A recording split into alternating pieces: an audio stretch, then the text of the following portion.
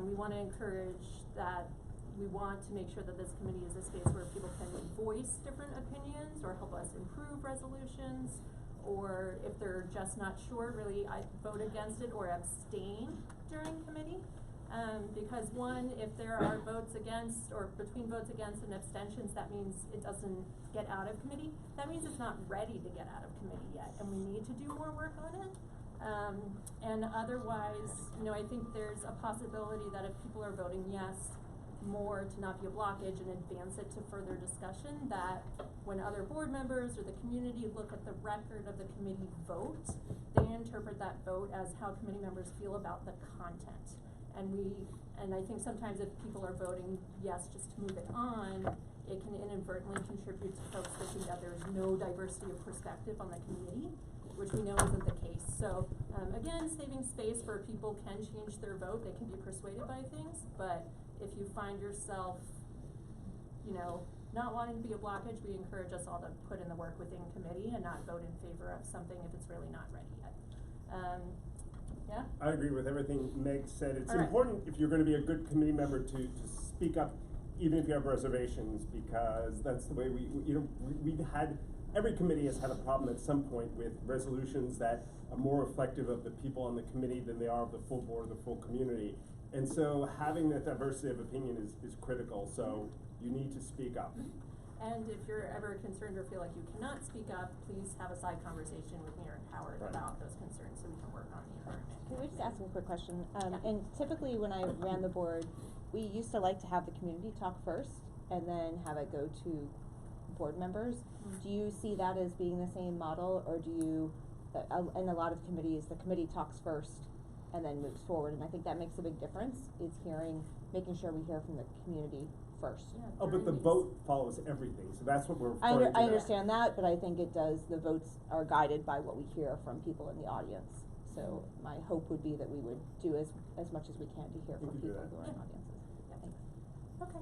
Okay.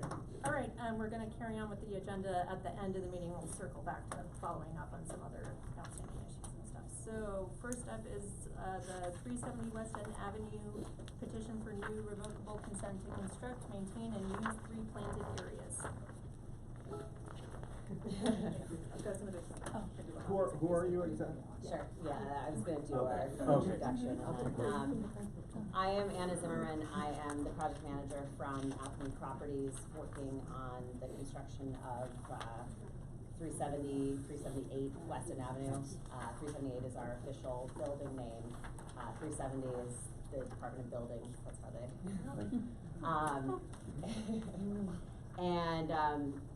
Alchemy Properties is a developer in New York City. We've been in business for 30 years. We've done 35 buildings, thankfully successfully. We've worked with a lot of institutions and families in repositioning their real estate, and we think we have a track record with communities around us, and we're proud of that. Here today we're presenting on some plantings on the sidewalk in front of our building on West End Avenue. We have worked closely with Cook Fox, the architect, and Langen, our engineer for the builder's pavement plan, and we have worked tirelessly with landmarks to make sure everything we're doing is in line with the historic nature of the neighborhood. The planters are intended to be subtle, subdued, nothing wild and crazy, and hopefully in line with that the historic nature of this neighborhood. Yeah, my name is Susie Thiel. I'm with Cook Fox Architects. So I'll go through briefly and kind of explain the design intent of what we're here to review. I understand the time is tight, so I'll go ahead and suggest for those of you who have one of these documents that you split to page 8, which is a floor plan here that shows the extent of the planted areas. So this is a residential project. In part, it has we're keeping the existing 1915 historic building that is on site and adding new construction behind it. And the planted areas are along 78th Street and along West End Avenue. And, they are, within the sidewalk, projecting from the building face about, 4 foot, 5 inches, and with a 10-inch granite clad curb. We've worked with the Department of Transportation to, pull them back from the corner of West End Avenue and 78 by 10 feet on one direction and 15 feet in the other direction, to create, kind of 3 continuous planted zones. We've partnered with, landscape architects, Future Green Studio, in Redwood, and if you turn to page, 14 in your document, there's a rendered elevation to give you, kind of a look and feel of what these, planted edges will look like. That's this image here. And so this is, we're proposing a continuous hedge about 18 inches wide and 18 inches deep inboard of the granite curb, and that will be an evergreen Japanese holly. And inboard of that, there will be a series of perennial shrubs and kind of other plants. The planters will be permanently irrigated, so to kind of ensure the health of the plants there. And there will be a full-time building super on site who will also be able to help in maintaining the plantings. I think that is the gist of it. If there are any further questions, I'll take too much of your time. Thank you. Is this going to be going to a public hearing? This has already been approved by a public hearing by LDC. So did it go to the preservation committee? Because I'm on the preservation committee also, so I know this. It was approved in December of 2015. Okay. It's by the preservation committee. The preservation committee. Of CB7, how does the preservation committee of CB7 see this? Yes, that was as part of the landmark approval process. We would have gone through the CB7 preservation. In 2002. Yes. And this is the exact same thing you showed them?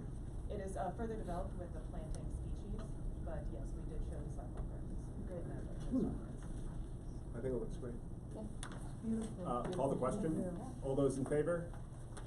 Committee members in favor? Committee members? 1, 2, 3, 4, 5, 6, 7, 8, 9. Committee members opposed? Committee members abstaining? Ineligible? Non-committee members in favor? 1, 2. Non-committee board members in favor? I always forget to say that. 1, 2. Non-committee board members opposed? Abstaining. Abstaining? Ineligible? Okay. Approved. Just one quick question. According to this document, this is about 8 feet out from the building into the sidewalk. Is that a fair approximation? I think it's 4 foot 5 inches. About 5 feet below the curb. It says 8, From the 6 feet decorative fence. That is to separate the sidewalk garden from a private garden that is within the property line. I see. So it's a 6 foot tall decoration. Great. Thank you. Good luck with it. Beautiful. Thank you. Thank you. Thank you. Yeah. Amazing presentation. Congratulations. Sure, thank you. Yeah, I'll take that back. I will figure out how to call. Okay. We have a brief presentation from. Sergeant Rodriguez, 20th Precinct, Great. I'm the traffic safety sergeant there. Just a quick recap, so far, 20-day period, we're down in collisions, down in injuries, down in pedestrian injuries and collisions, bicycles as well. Year to date, we're also down in collisions, injuries, slightly up on occupant injuries. Pedestrians were down, bicycles were down as well. Our hazardous summonses, believe it or not, we're down, so I don't know what's going on there. February weather. Yeah. Yeah, that's it. Any questions, concerns, comments? Usually the statistics are quoted as down by what percentage, so I appreciate that academically, but Okay, don't we so wanna know year, details? yeah, of course. So year to date collisions, we're down 19.5%. Injury collisions, we're down 13.7%. This is compared to the same period last year? Yes. Oh, so it's year up to a date. little bit. Yep. Pedestrian, we're down 30%, and bicycle, we're down 40%. Thank you. Great, Yeah, thank no you. problem. Is Inspector Mallon gonna stop by tonight? He is not, no.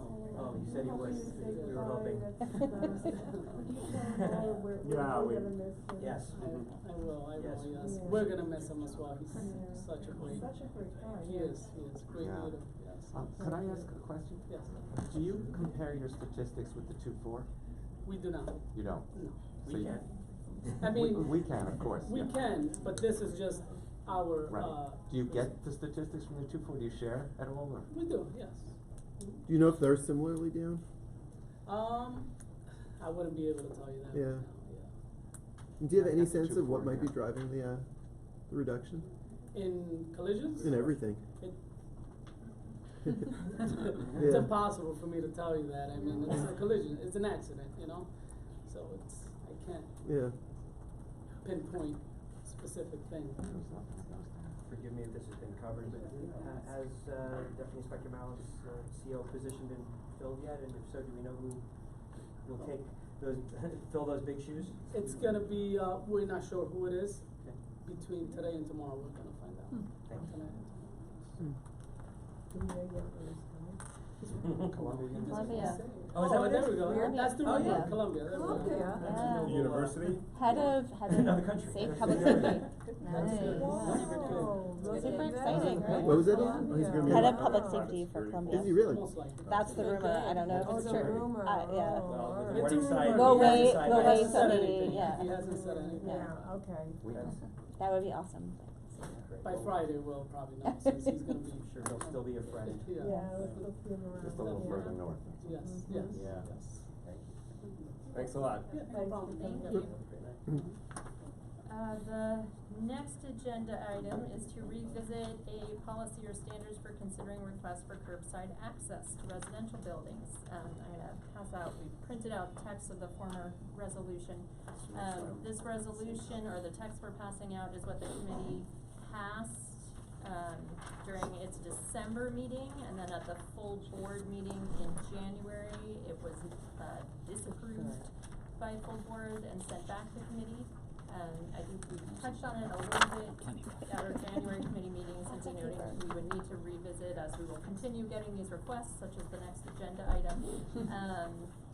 And so welcome thoughts on how to improve the text of the resolution or any changes. I'll throw out one thing, which is that, I was unfortunately traveling during the December committee meeting when this was discussed, but I understand from after the fact that there was some kind of statistics and data that was discussed about, proportion of residents that may have different physical abilities or other things that inform some of the thinking. So one starting suggestion I would have is to add some more context or some of the information that was considered at the start of it. Howard and others? Yeah, like the percentage of New Yorkers who are either disabled or elderly or have kids, it's actually, when you add it all up, it's quite a bit. What jumps out at me in terms of changes is someone at the full board objected to number 2, and I think it was a good objection. This is how diverse views improve resolutions. They said it doesn't have to be a fire hydrant, and I agree. Anything that causes there to be curb access should qualify. Yeah. It doesn't necessarily have to be a fire hydrant. So that's one change right off the top I would make, that anything, if there's any access to the curb within, I don't know, maybe 15 feet of the entrance, it doesn't qualify for this favorable treatment. How's it, 15 feet, sound right? I just made that up. Any other comments on this? Yeah, I think we have to make. What are some of the other things that? That was the main thing that. Yeah, but I'm just wondering, since a fire hydrant has a specific length, what is the length of the other things you're referring to? I'm just wondering. Oh, it doesn't matter, because if it causes there to be curb access within, whatever it is, if it causes there to be curb access within 15 feet of the entrance, it's done. The language should say fire hydrant or other curb access. Within 15 feet. Within 50, yeah. Yeah. Just a clarification, the curbside access has to be specifically requested by the building, Anyone can make the owner, request. president, Well, any there's a- resident in the building Yeah. can make the Yeah. request. Mhm. And if this is gonna be widely advertised, or is this just something that we have as one of our policies? It's a policy, It could it's be on the- public. I mean, What? it should be on the CB7 website and available, and, Penny should be able to point people to it if they're approaching Like the her to ask secondary them to street do name, this, like, they're just on like there, the right? secondary street naming guidelines or something like that. Can I pick up on Barbara's point? I think that actually is a really good point. Mhm. And do we want to make it that the building has to approve? I think we say the block association, or if we don't, we Mhm. should. We did. But Yeah. uh, if one person in a building comes and requests it, and Well, then- Decides and the they building don't have the Yeah. support of the building, Perhaps you would also add tenant associations, co-op boards, condo boards to that? Well, we could do like with the street naming, where there's a requirement just to get like X number of signatures from people in the building. That's something. No, The I block don't think association that's, doesn't. I don't think that's good. Not in favor of more populous Well, I mean, it buildings. Definitely, It- If it's, Well, it has to be a building with over Well, 40 apartments. No, so. I would like to see it, approved by a block association, or at least by the board of that particular building should. Well, it there be. may not be a block association. And there may not be a And there may condo. not be a Most tenant blocks don't have block association. associations. Yeah. But most large buildings are either condos or co-ops. Well, that's- It's that's really rental separate. rentals. Are That's we not talking true, yeah, about a lot the of rental managing buildings. agent then? If it's a Yeah. Why should the managing Yeah. agent have Right, any I don't say think in the so. matter? It I should be the agree. people in the building, that's why I That's what we suggested should the Well, signature requirement. I mean, I think you could say, for example, tenant association, condo board, co-op board, these are if they're duly elected, if they are truly, the tenant association for that building, then, and they are authorized to represent the tenants of that building, then I But like, think they should my be heard. building doesn't have a tenant association. Well, no, I'm just, it Although we doesn't, don't have it's not more than 40 required, apartments. it's just that would be, 36.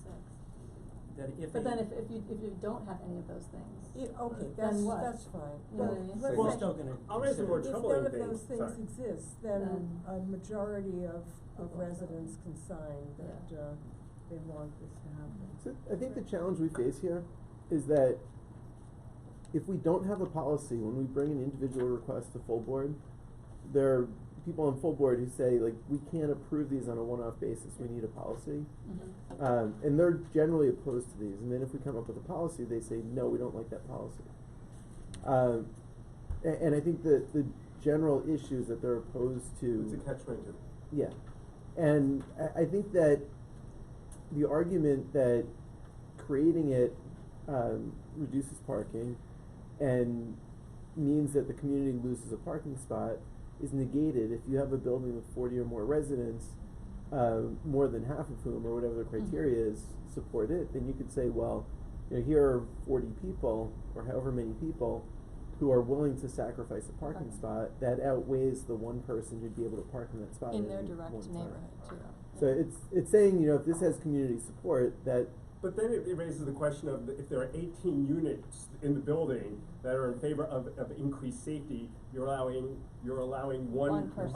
parker to thwart their desire for safety.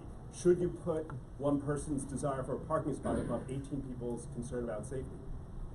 well, I think we have to think about what the threshold should be. If it's Right. Well, if it's that's 18 why I'm to asking the 1. question that way. I don't think unanimity is required, but We're saying 40 or more units, why don't we say 40, a minimum of 40 signatures from residents of the building? So let me Wait, restate the that's question. So everybody. 40, The building so may not you have need 40 40 people, residents. 40 units, 39 we're saying. people concerned with safety are trumped by one person Right. who's concerned with parking? no, I don't think it should If be it's a unanimous. building I with think 40, it should be. yeah, if it's a building with 40 apartments, Then and you you want need 40 20. people, that's everybody.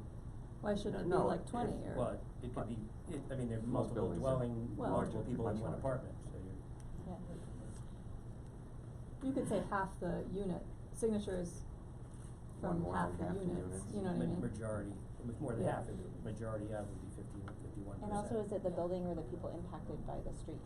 So, just the people who live in the building or the people who live And along how the do you block? get right? consent? That's It's the a block signature? association Right. request. Well, yeah. of course, yeah, so. And so you would know how many units there are in the building, and there would have to be one representative of each unit who sign that? Yeah.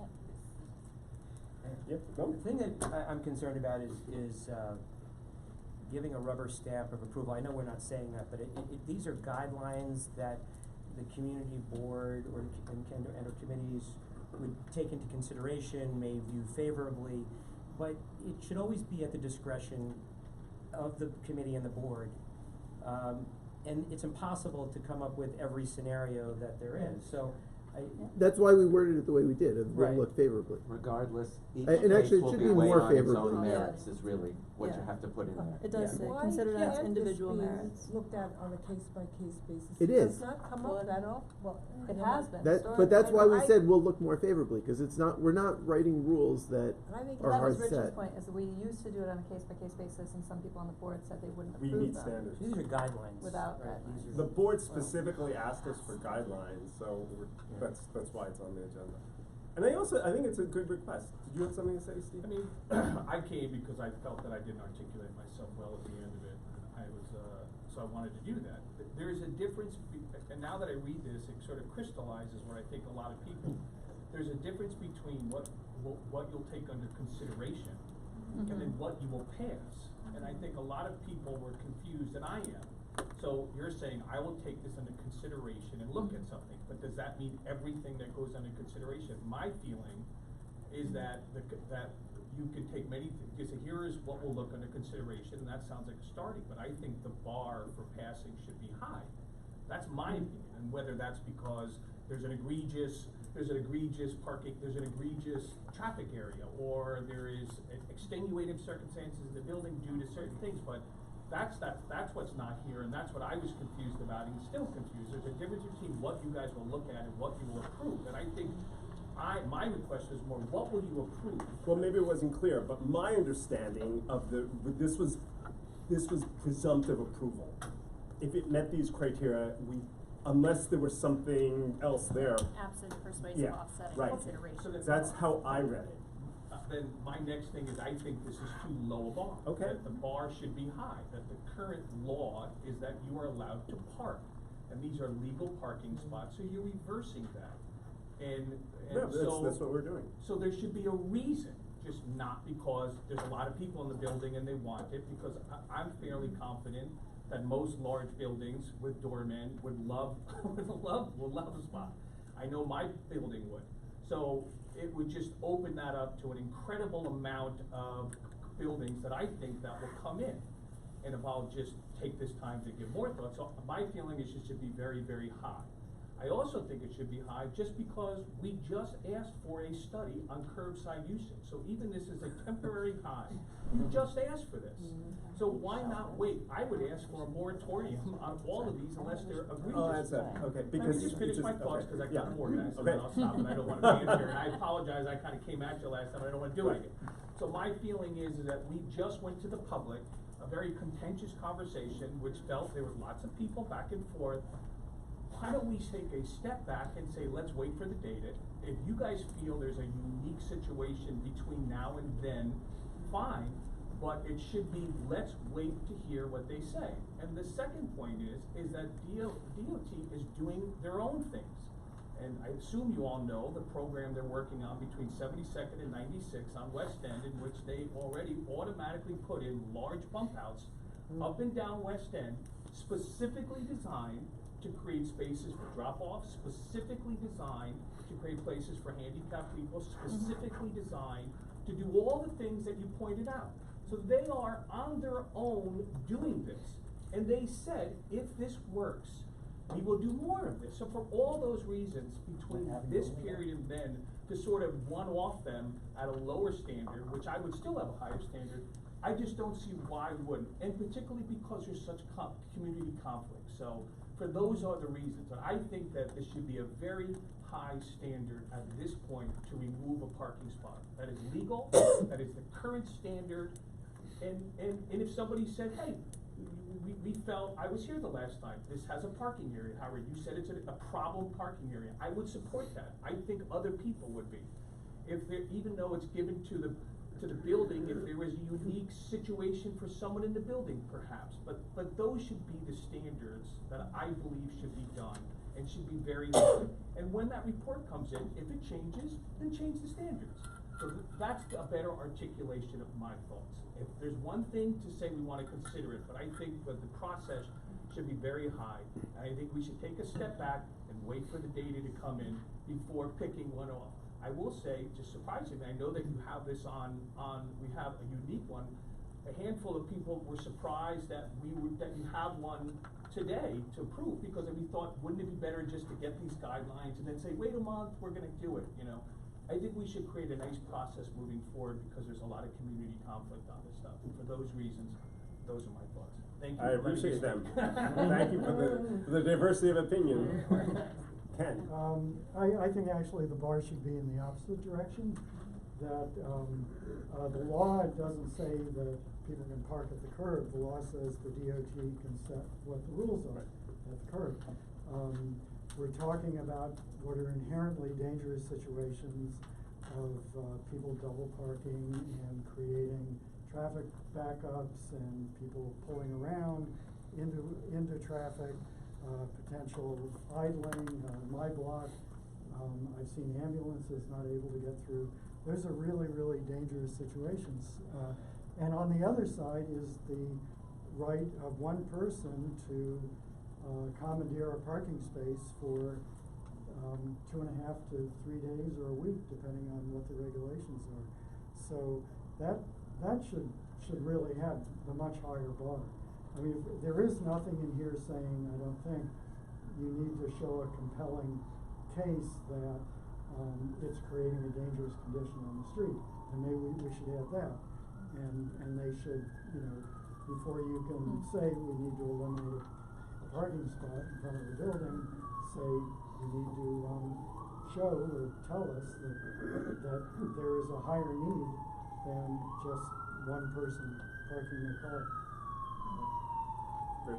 So, largely want to respond to Steve, but in general, and for one, these are always going to be one-offs. We're not creating a formula that you can throw in and say, you know, because it meets these conditions, it's approved. We're always going to evaluate these. Favorably on the application. Well, and I think it should say more favorably. I think it should So say that it's we'll just- consider the application. Well, no matter what, we're considering all of them, Yeah, because if they're anyone all, comes requests, No. we're a- gonna- any request No, is going to, let me have the floor. Oh, I'm sorry. Okay. So any request we're going to consider.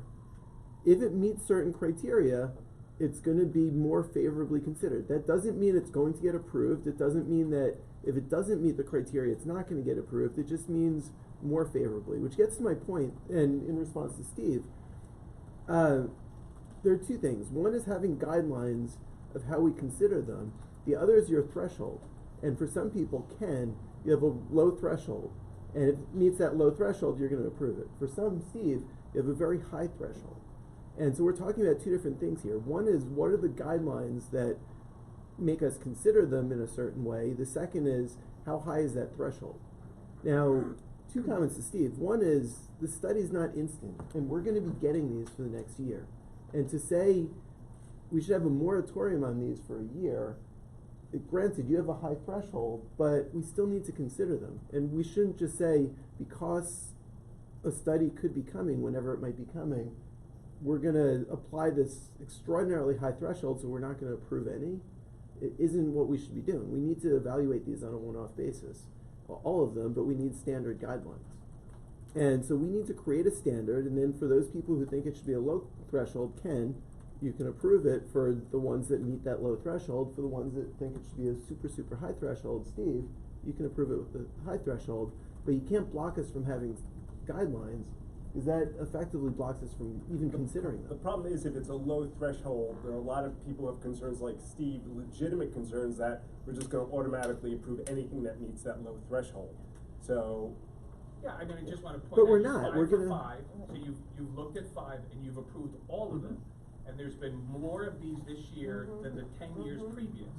So we're looking at one-off, but the reality is that, and just like we're opening Pandora's box, and you're gonna get a lot more of these because we're now open to doing this, and that's okay, but let's just say that you've gotten more in a short period of time than the previous 8 years that I've ever been here, and that's because you're open to them, and that's fine, but to say that you're gonna do one-off and then sort of approve them at a 90+ clip, you know. But your issue with approving them at a 90+ clip. I didn't interrupt, because I'm just trying to, so all I'm saying is that if you do this, I believe that you'll be getting an incredible amount of things, because it'll be kind of known that, and excuse my French, there's kind of a rubber stamp, you know, show up, you've got a 40, if I have a 40-something building, and I have, that's what I'm saying, if I have a 40-something building, blah, blah, blah, I'll most likely get approved, and I'm just saying that whether it's low or not, then let's just establish what are some of the criteria that is even gonna become a standard. So don't say what the standard is, but these are the criterias.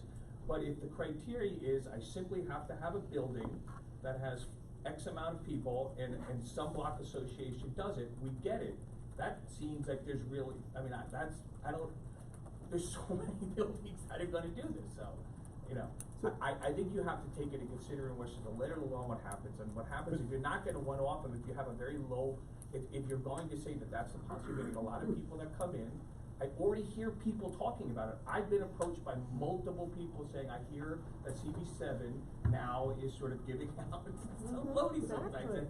I don't know if that's the way I'd say it, but it's certainly under consideration. But I'm so happy you didn't use the word threshold once in that whole discussion. My quick response is, if your issue is that too many people on the board are approving these at too low a threshold, sorry, Andrew. It's all right. Then you should give a more powerful speech at full board and say, we need to raise the threshold. You shouldn't block them from being considered and block them from being voted on. Or block us from having That's what I've been doing, and that's why I'm here, but you're losing because more people are supporting them.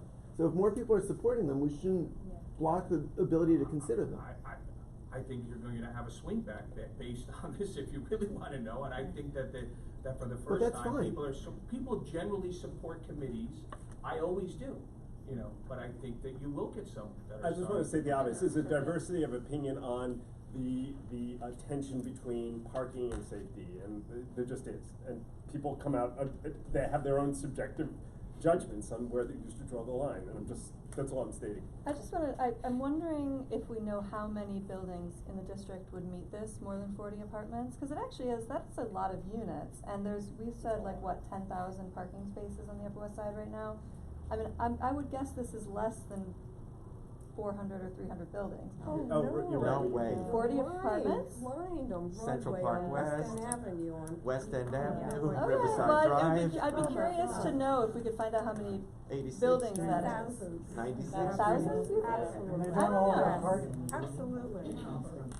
Well, okay, Yeah. if it's really Two sides of thousands, the my street. point, but does Definitely. anyone know how we could find that out? Because if we're only talking about a few hundred parking spaces out of 10,000, I feel like the concern is lower than if we're talking No, about no. thousands out of 10,000. It's not thousands. I Because don't think there it's would be, thousands either, that would. if the average building that has 40 has 100 people, Yeah. 1,000 would be 100,000 units. That's And like there a- aren't, that's yeah. 100,000, there are only 100,000 units on the In the entire whole Upper West Side, So, yeah, can I I ask a agree, it's question? not that many. Yeah. If one I of really these, don't think it is.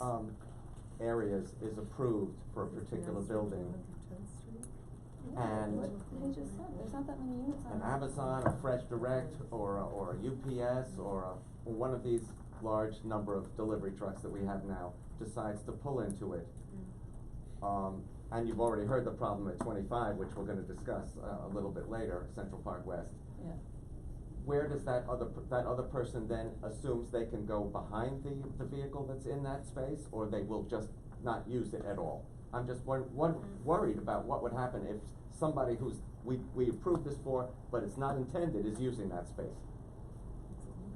It's an enforcement It's an problem, right? enforcement problem. Yeah, always.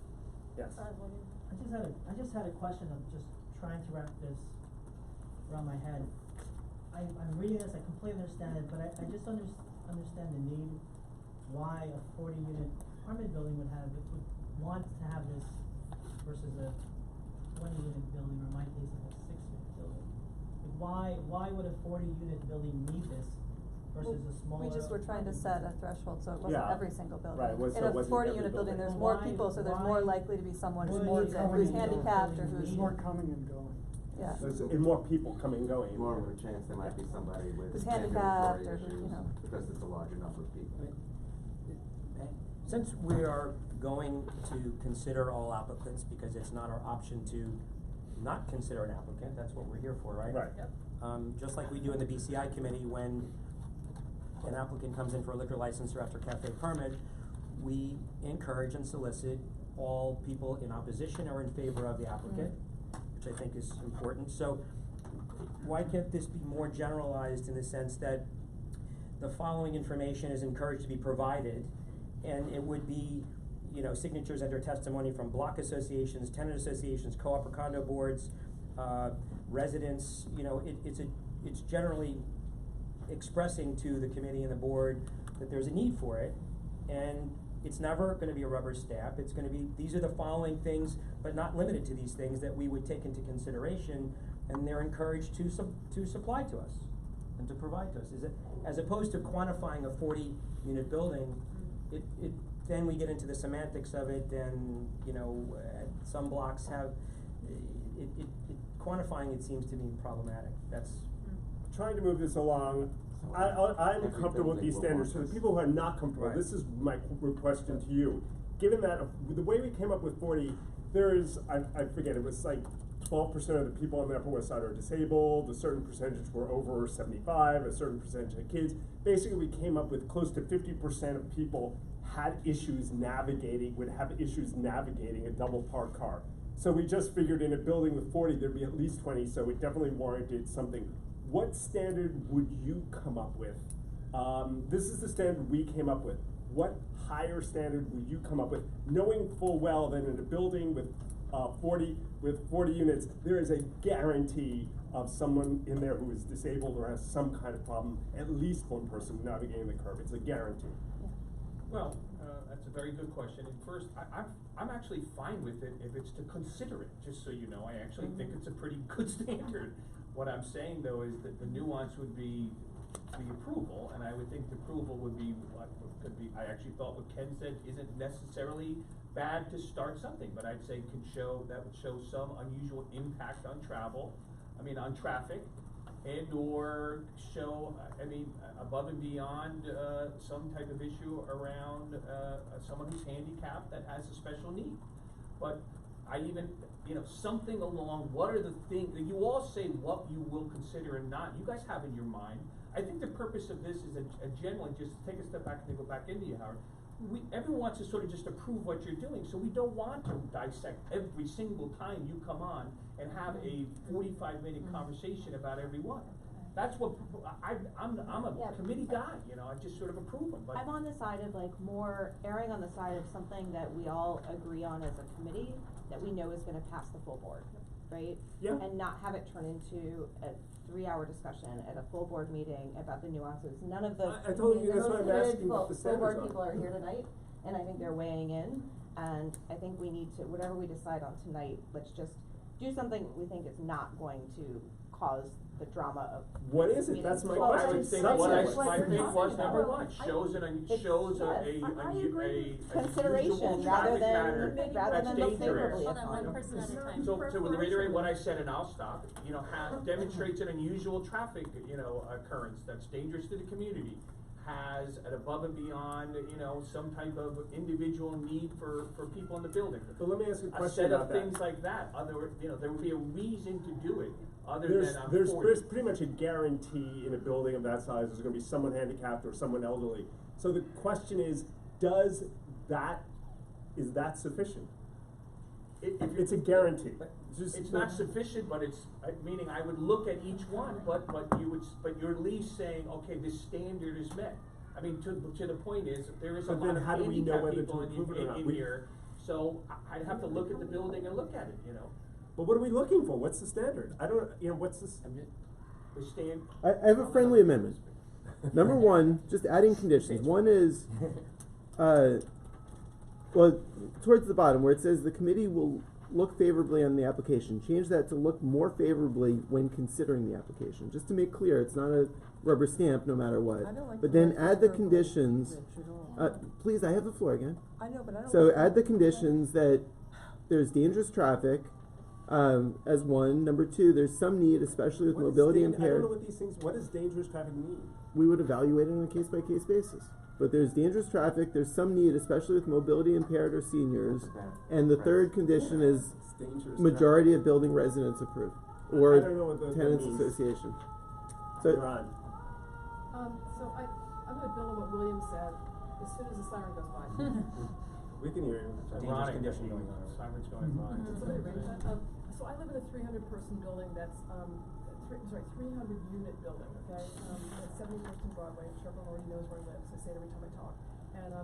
And we have we have like 25% of the building is, well beyond senior citizenhood. And we have any number, and I'm the head of the tenant association, so I know who in the building's ill and when. We have at least right now, at least 15 people who are mobility compromised, I mean seriously, so wheelchair, et cetera, they come and go in ambulances a lot. It's very sad to watch the building age along with me. And we don't have any parking up in the building, everyone's managing just fine, so I guess my question is, why would you even need to have this? And I cannot imagine any building that would, and this is a very extreme view, and you're probably not gonna like it, but I was one of the people full board who said, I was uncomfortable with how low the threshold was. And I mean, I felt this way about the secondary street naming as well. I wanted it to be really a rigorous thing where it's really exceptional. I was very opposed when, I think it's called the Park Royale or Park whatever. Yeah, 73rd. When they leveraged the fact that there used to be a hotel to get the loading zone in front of the building, because I thought, wow, I'd love to have that. My building used to be a residential hotel, why can't we get it? But my building would never do that. So I think I'm in favor of not having this unless it's really extreme. And if you're going to do it because there's a handicapped person in the building, I think it should be like a BCI license.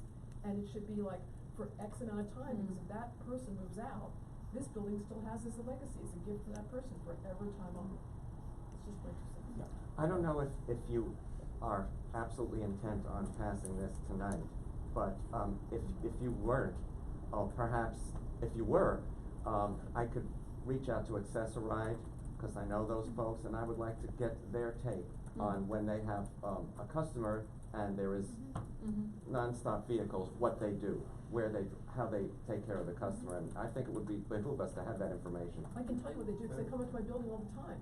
They double park and they bring the person out. That's what I do with my father who's in a wheelchair.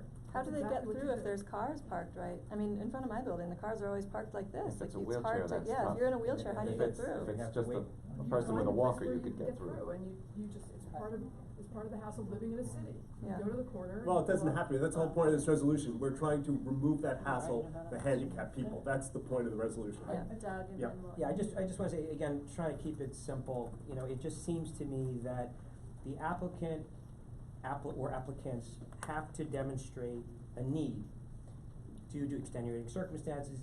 It is not a desire. I want to freeze because when I come back from the Hamptons, I want to be able to pull my golf clubs. That is never an acceptable. So, and there are going to be a lot of applicants that are not going to be bona fide. So the preponderance of their own evidence, the applicant has to demonstrate a need, not a desire. But the question, Doug, is it the applicant? The reason we chose 40 is there's a guarantee, and I think everyone could agree with this. In a 40-unit building on the Upper West Side, there's going to be someone who's very elderly, someone who's disabled, or someone with kids. It's Are a they guarantee. applying? But are they applying? Why do they have to be the applicant? Well, here's the thing.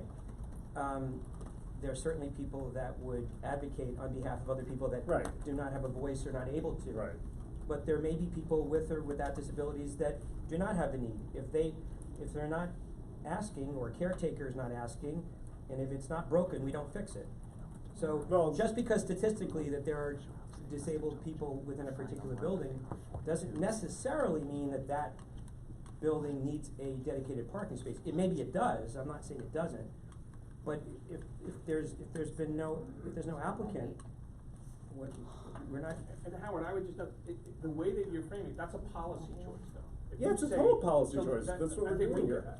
Okay, so I then let's totally call agree. it, I that couldn't it's agree not a more. one-off, that we're making a policy that anything, and I think a lot of people, I know that I would have a big problem with that. I think that was well worded, and I think I could get behind your thing about a need. But I would have a big problem that we are creating a policy that anybody with a building of 40 above would do. I would have a problem with that, and I'm just sharing. I don't think, That's why the committee board goes by majority, and I'm one person and I'm Right. sharing, but I'm just saying that let's call it what it is. There's a new policy. Let's not call it, we're moving away from one-offs, we're creating a policy at the board. Yeah.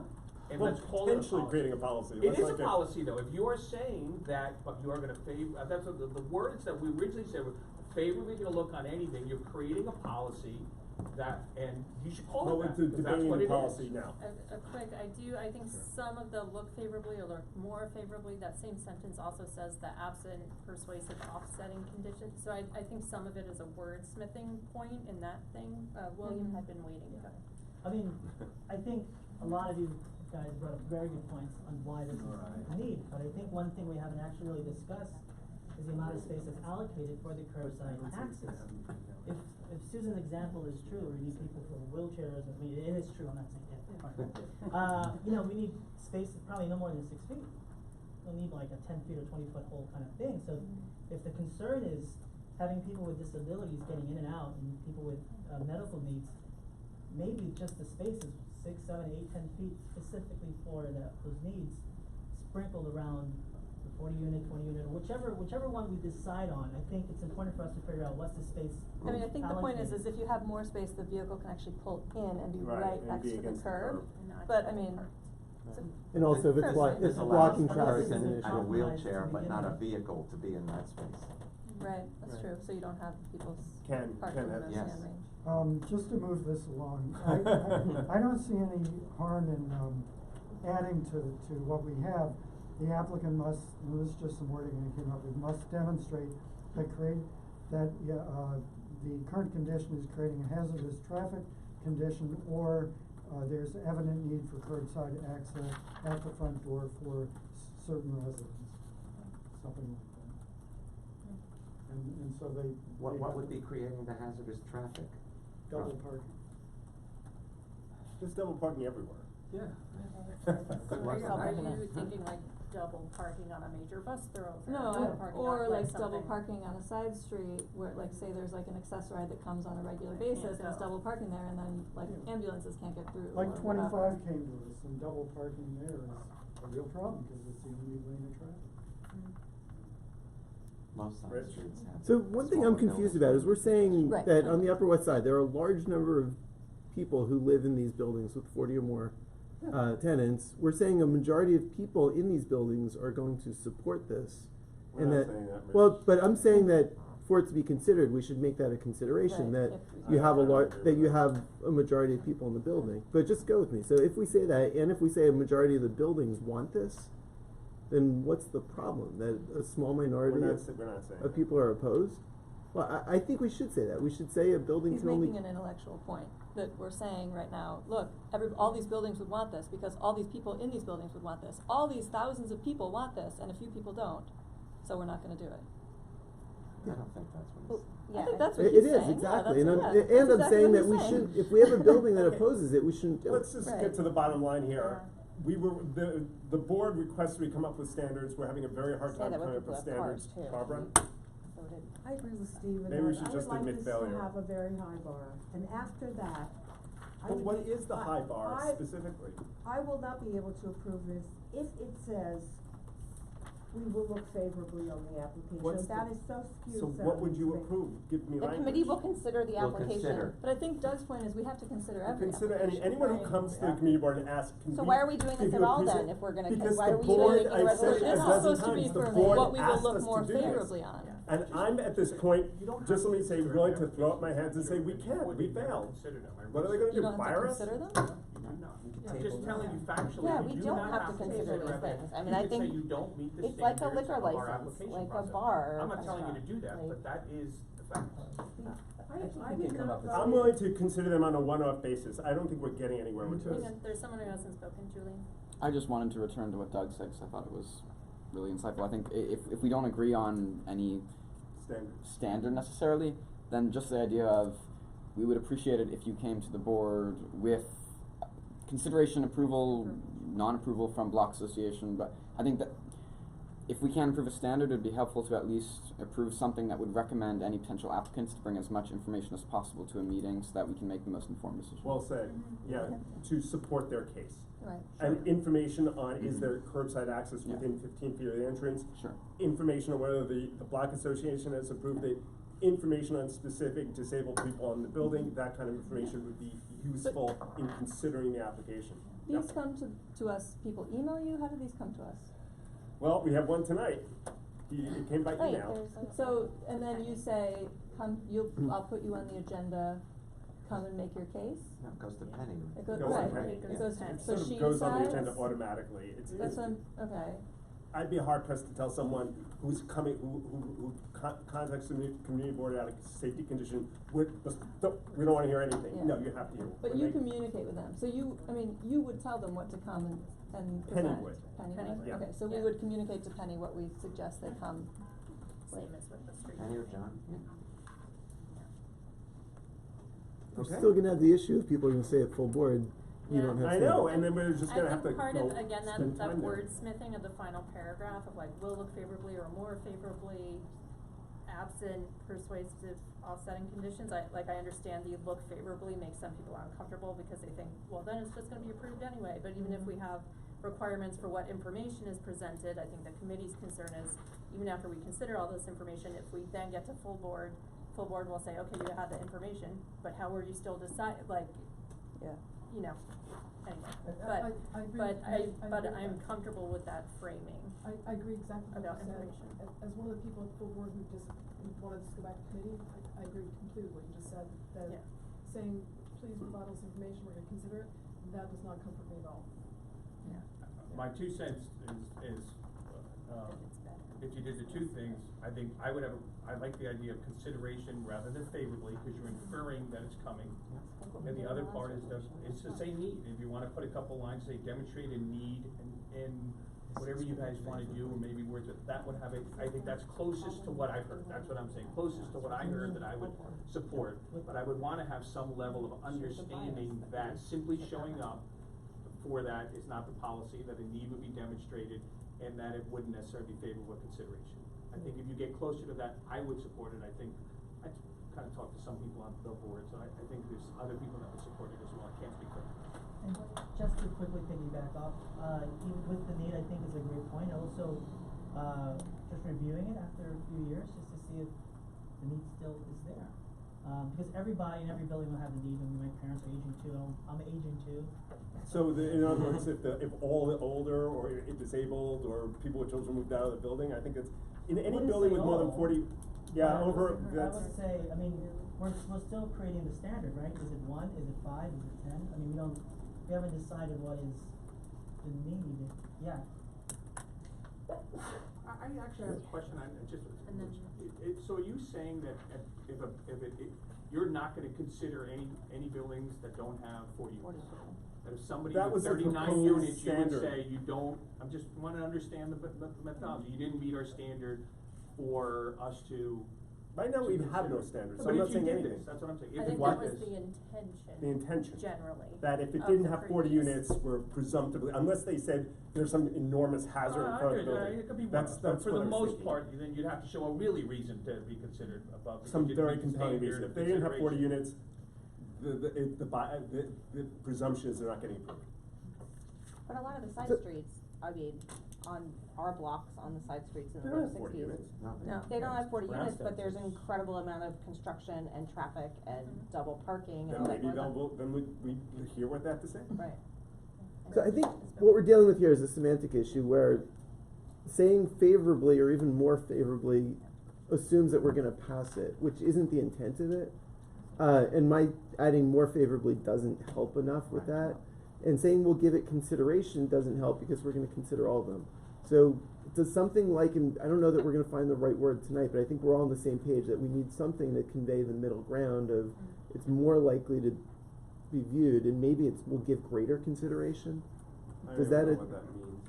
that will look more closely I at it. understand what you mean. Like, Yeah. The greater I- consideration if you tie the need. Like, that it if you becomes don't come with who's any gonna of this, have. we'll, yeah, Yeah. okay. I would say half of them are either elderly or with kids. You know, I think it's probably typical of the Upper West Side, it's not that unusual. As you said, you know, in your building, you've got plenty of those people. I kinda think it's outrageous, actually, that you're contemplating taking somebody in a stretcher or a wheelchair down the block and around through traffic to get to their accessoride or whatever. We don't currently have a lot of accessoride traffic. I'm in the building a lot because I'm retired now. But we do have a lot of kids and we do have a lot of elderly people who would benefit from this. So to me, I look at it as 80+ families would be happy and one family might be unhappy, and I would accept something smaller than a car length, to get through, although I think it's a compromise. I don't think it's the optimal one, because to be able to pull over when you're unloading, you go out of town for the weekend, you're unloading your car, which happens, we have people that have weekend houses in the building, and they're getting out, and kids are getting out on the wrong side, because you have 2 or 3 kids, they're getting out into traffic, and they don't have to get out in the traffic if you've got a nice, safe spot for them. So, to me, this, I thought was a no-brainer, and that's, I'm happy to answer questions about 54 Riverside. That's really, what I can speak to. Questions? Oh, Meg. Yeah, I have a question. Sure. I'm not asking this because this was expected of you in any way. I'm just asking, do you have a block association of any sort? I'm not aware of a block association at all. But you have your co-op board approval. We have the co-op board, which represents the buildings. They are elected on an annual basis, and were recently re-elected, or there's been a That little was a change. higher standard than we originally had in this. Yeah, so. So, this, I mean, just coincidentally, this is coming off of the discussion we had prior to your application, obviously. Yeah, I was unaware of that, to be honest, that You this know, was and gonna be a again, we dual. haven't come up with a standard, but I'm gonna ask you personally, is there a particular hardship that you have that you want this committee to consider, other than convenience? Is there a hardship by any individual or individuals that you, There are that you're people with experiencing walkers, now? so it's a hardship, and if you know 78th Street, it's an incline. So Yeah. what you're doing is, you get dropped off at the corner and try and get up that block, okay? It's not so easy. I have an elderly woman who we do business with, who's 90+ years old and the founder of one of the top nonprofits in the city, just got an award for top 3 of 40,000. She comes over regularly, and it's difficult for her to get up the hill to get a cab, let's say at West End, because you don't find her on Riverside. There's just, okay? So I know that, going to the corner is, yeah, it's doable, and we've done it, and near people have done it, but why should they? I think we discussed this last time. We can assume in a building with 80 units, there's gonna be someone disabled or someone very elderly. I think we can just make that assumption and go on from there. Right, and you can consider each one individually. Right now, I'm not looking for a general policy.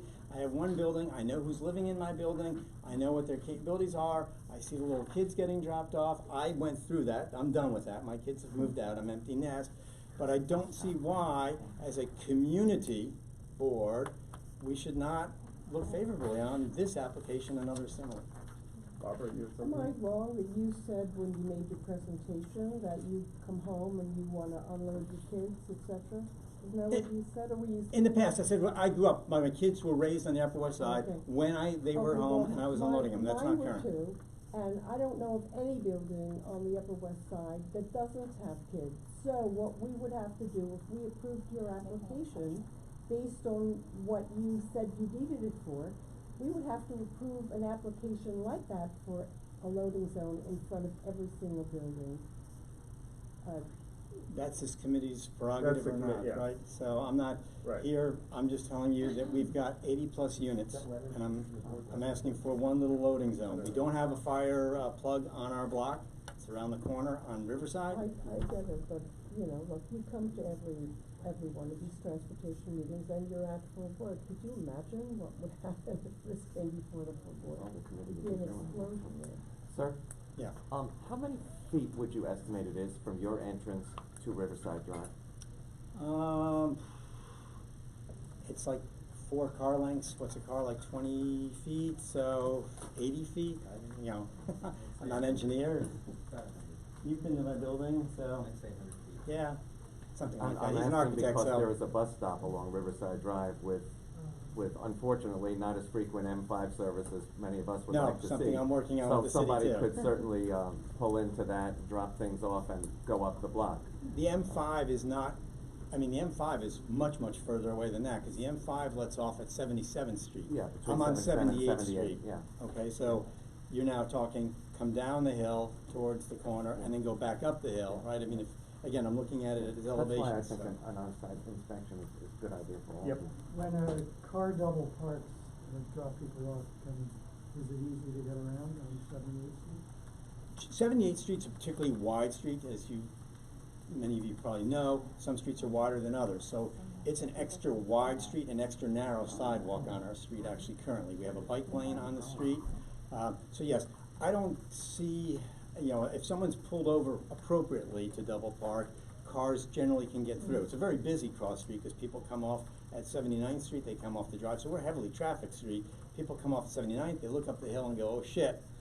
And they may, you know, so what do? They go right on Riverside and they make a left on 78. So we get a lot of flow, pretty high speed actually, which is also scary. And another reason I don't like having to unload whatever and seeing families unload, not my family, other families unload, in the street, because it's a danger that we don't need to put them in, But so. a car going around would presumably have to go into the bike lane?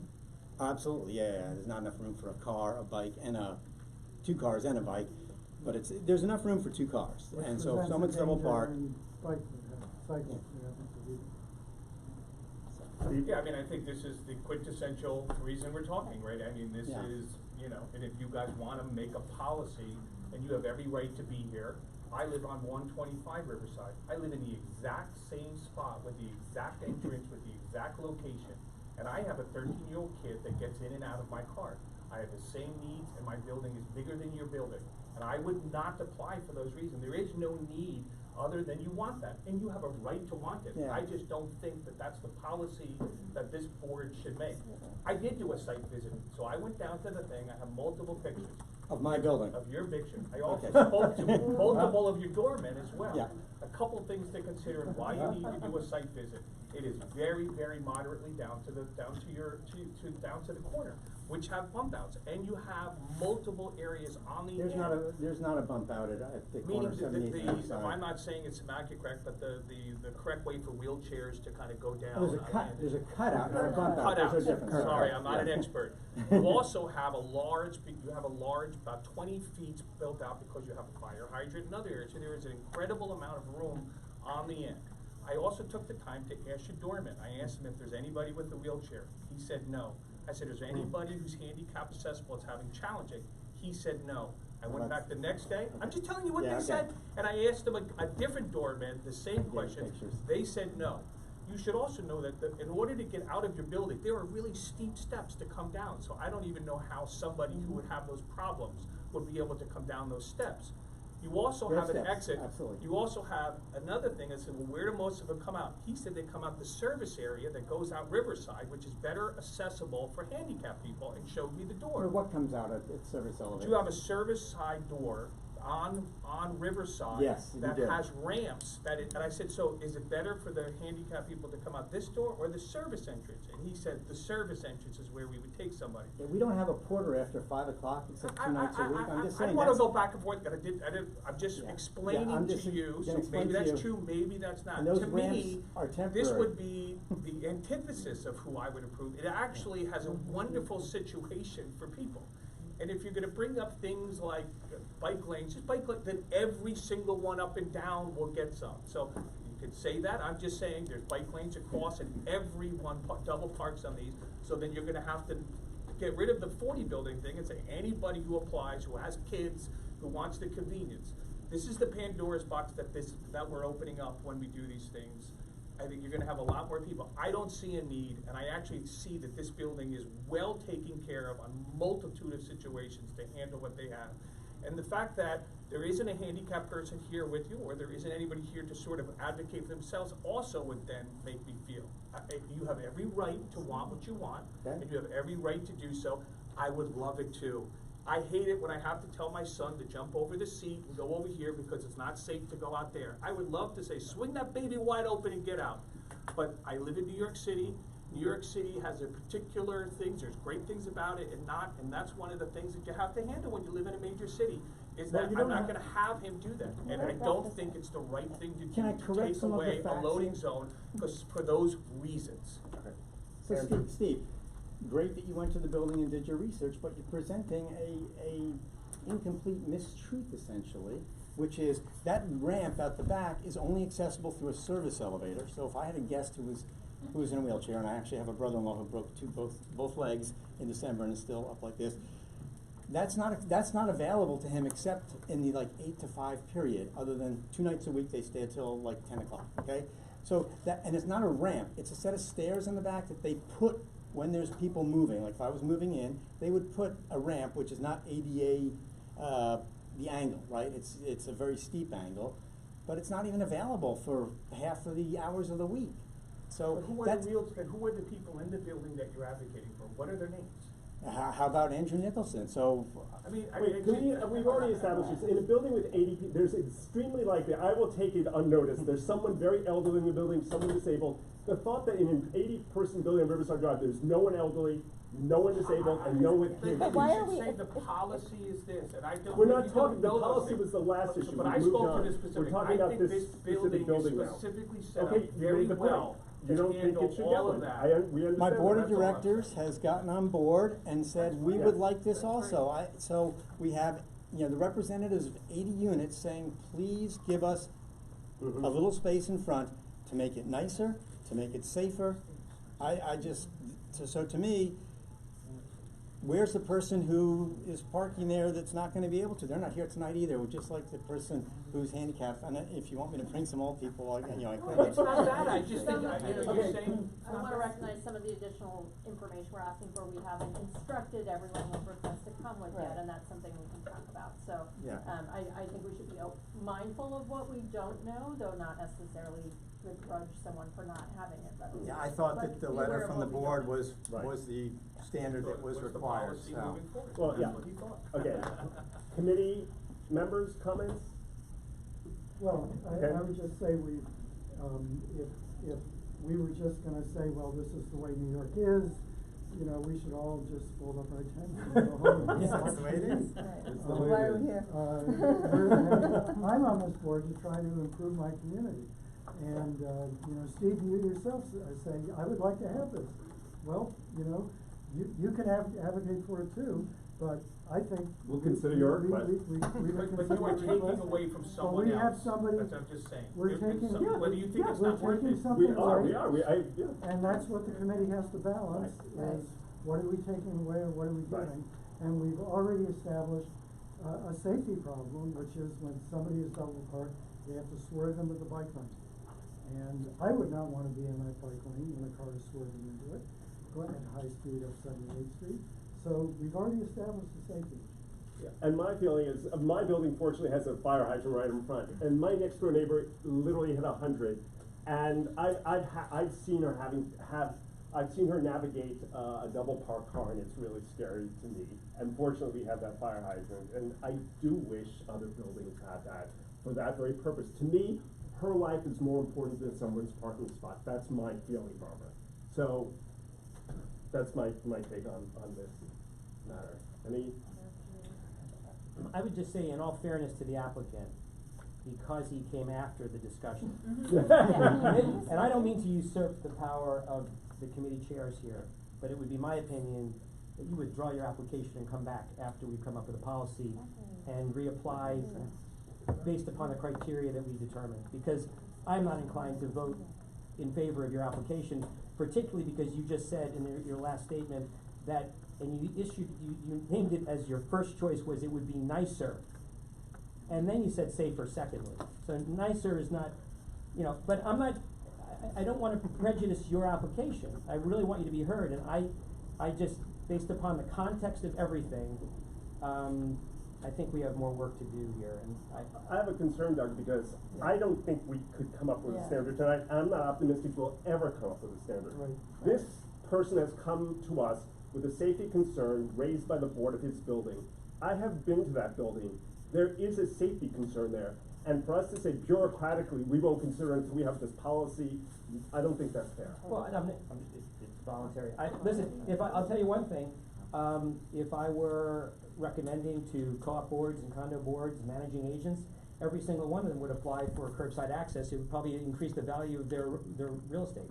And why is that a bad thing? It's not necessarily a bad thing, but Why again, is safety and increasing real estate always a bad thing? it's not necessarily a bad thing, but the issue is the context in the discussions in this community about removing parking spaces and not. I really think we should be very mindful and put this into context. And I'm, this is a learning, breathing process. Mm-hmm.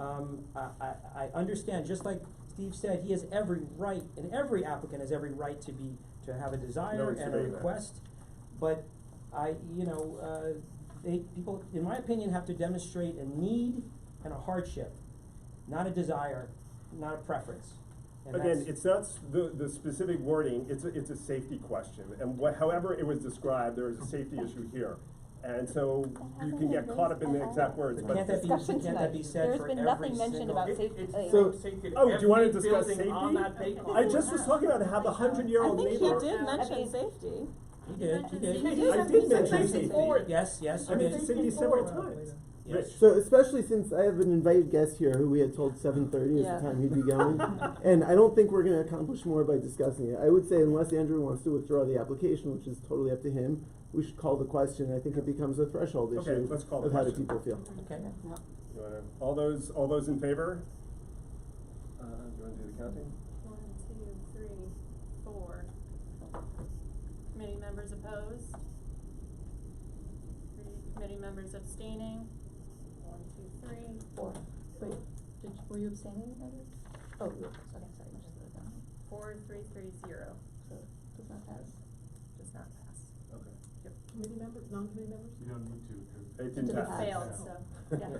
Yeah. May I ask you a question? Sure. In all fairness, in all fairness to you, can the applicant come back again? Sure. Why not? Absolutely. Should Stay tuned on our continued discussions. Should we go right to the? Yeah, let's have, Yeah, if we could. Rich? Yeah. So, Ori? Yeah. So a few years ago on this committee, Andrew, who gets full credit, mentioned that there's technology available to make vehicles safer. And I have a 2018 Subaru that has a lot of this technology, including if someone walks in front of my car while I'm driving, and I've never found someone who's willing to let me test it on them, the car will automatically brake. And actually, once a bike rode against a red light, I was just starting and the car broke, and stopped and wouldn't let me drive. And my thought is, and I've said this to the committee, that this technology should be standard, ideally on every new vehicle sold in New York State. And to the extent the city has control, I'd love to see it standard and required on every taxi, on every New York City fleet vehicle, on every MTA bus, and on every vehicle that does business, and especially large trucks that does business with New York City. And at the state level, I'd love to see it mandated on all new vehicles sold. And so I found out that Mobileye, which is one of the leading companies making this technology, has a branch in New York City. Invited Uri Tamer, who was kind enough to stay here and listen through the last few discussions we've had, just to present on crash avoidance technology overall. And with that, we'll turn it over to Uri. Perfect, thank you. Oh, is it coming up? Should I stand over here or the push The clicker would be on your computer if there's one. Or maybe I can. You got it. Okay, great. So I guess I need to sit. I can click for you if you want. And I can point the cameras either at you or the screen. Look, you just unplug. Yeah.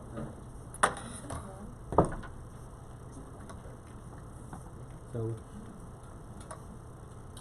we don't have a lot of these problems in Westchester, where I come from. But it was very interesting to be here, and thank you for inviting me. Let's see if it plugs in. Yeah, before that. And actually, one more bit of context is we have thousands of crashes every year just in our district, which is 59th Street to 110th Street, hundreds of injuries, and every year we've had a few fatalities. And if there's technology available that could change that, it seems like a no-brainer.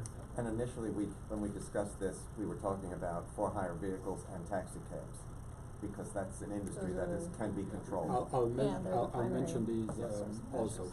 Yeah. Okay. Sorry that I put my back to you. Okay, so Richard told me that I have about 25-30 minutes to speak. I'll try to also leave some few minutes to for some questions. And basically, to try to give you a little bit overview of what is happening today in the world of technology when it comes to collision avoidance systems, driver assistance systems. Just a few words about me. So I lead the growth and business development for Mobileye. We are an Intel company. We were bought about 3 years ago from Intel by Intel for a little bit over $15 billion. The largest Israeli IPO in the startup nation history. So quite a big success in Israel, but also worldwide.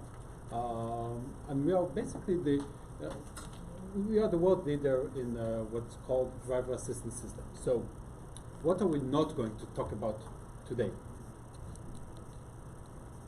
This, right? The autonomous vehicle. Everything that you hear about autonomous vehicle and what you can see here is basically one of Mobileye's autonomous vehicle fleet driving in the streets of Jerusalem, Israel, with the mapping and different type of sensors. All this we're not going to talk about. We're going to talk about something that is happening today that concerns us and what we can do in order to significantly reduce collisions and increase safety. And the title of my presentation, I don't know if you noticed it, I kind of I went through it a little bit fast. It was the proactive approach for Vision Zero. Right? There are many tools in the framework of Vision Zero, but we talk about proactive approach, how we can avoid the collisions that are happening in the streets. Just one word about Mobileye. Maybe we can zoom it out. Oh, zoom it out. No? Oh, actually, so, I can. Yeah. So driver assistance systems, right? It's a safety technology that you get in the new vehicles when you go to the dealer and they offer you the safety technology, right? The safety package, and you have this forward-facing camera. Many times it also comes with a radar that fuse the data from these two sensors, and can manifest in many different features. Vehicles that stop themselves before collision with a pedestrian, cyclist, other vehicles, lane keep assist, lane centering, adaptive cruise control, all the different technologies that we have. So if you own or drove in one of these brands that you see here, then thank you for being a Mobileye user. We currently 27 car manufacturers basically have our chip and our algorithms basically power those safety technologies, and there are over 50 million vehicles worldwide that are Mobileye equipped. So we're not going to talk about that. What we are going to talk about, we're going to talk about real safety, right? So the questions that are happening, and this is what it looks like, right, in the real world.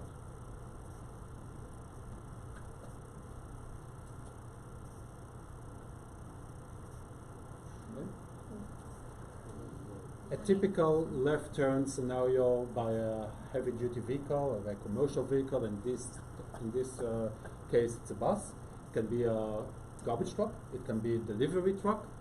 They have blind spot. They have blind spot from the left pillar, from the A pillar. They have blind spot from the left pillar. And I don't know if you noticed, but this driver, he wasn't distracted.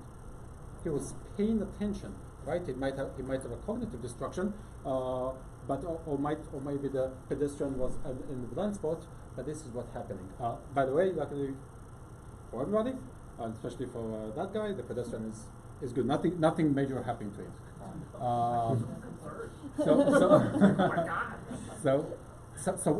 But how can I avoid? Here's another scenario for example of basically how collision avoidance technology looks.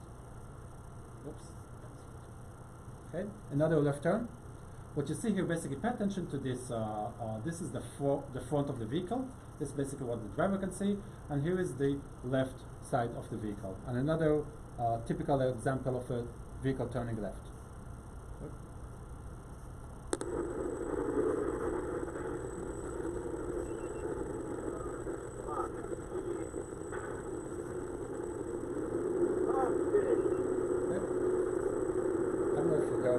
The voice, the sound was a little bit lower, but this beep that you heard was basically the pedestrian collision warning that came from the sensor that we put on the left side of the truck.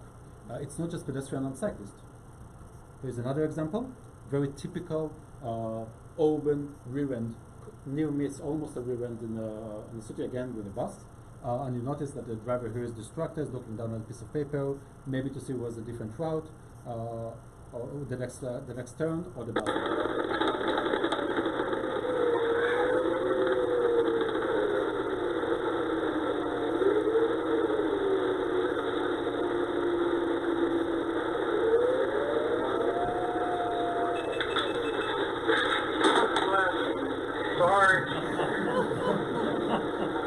Now, how many times it happened to us, right? stopped and we thought the traffic is going to move.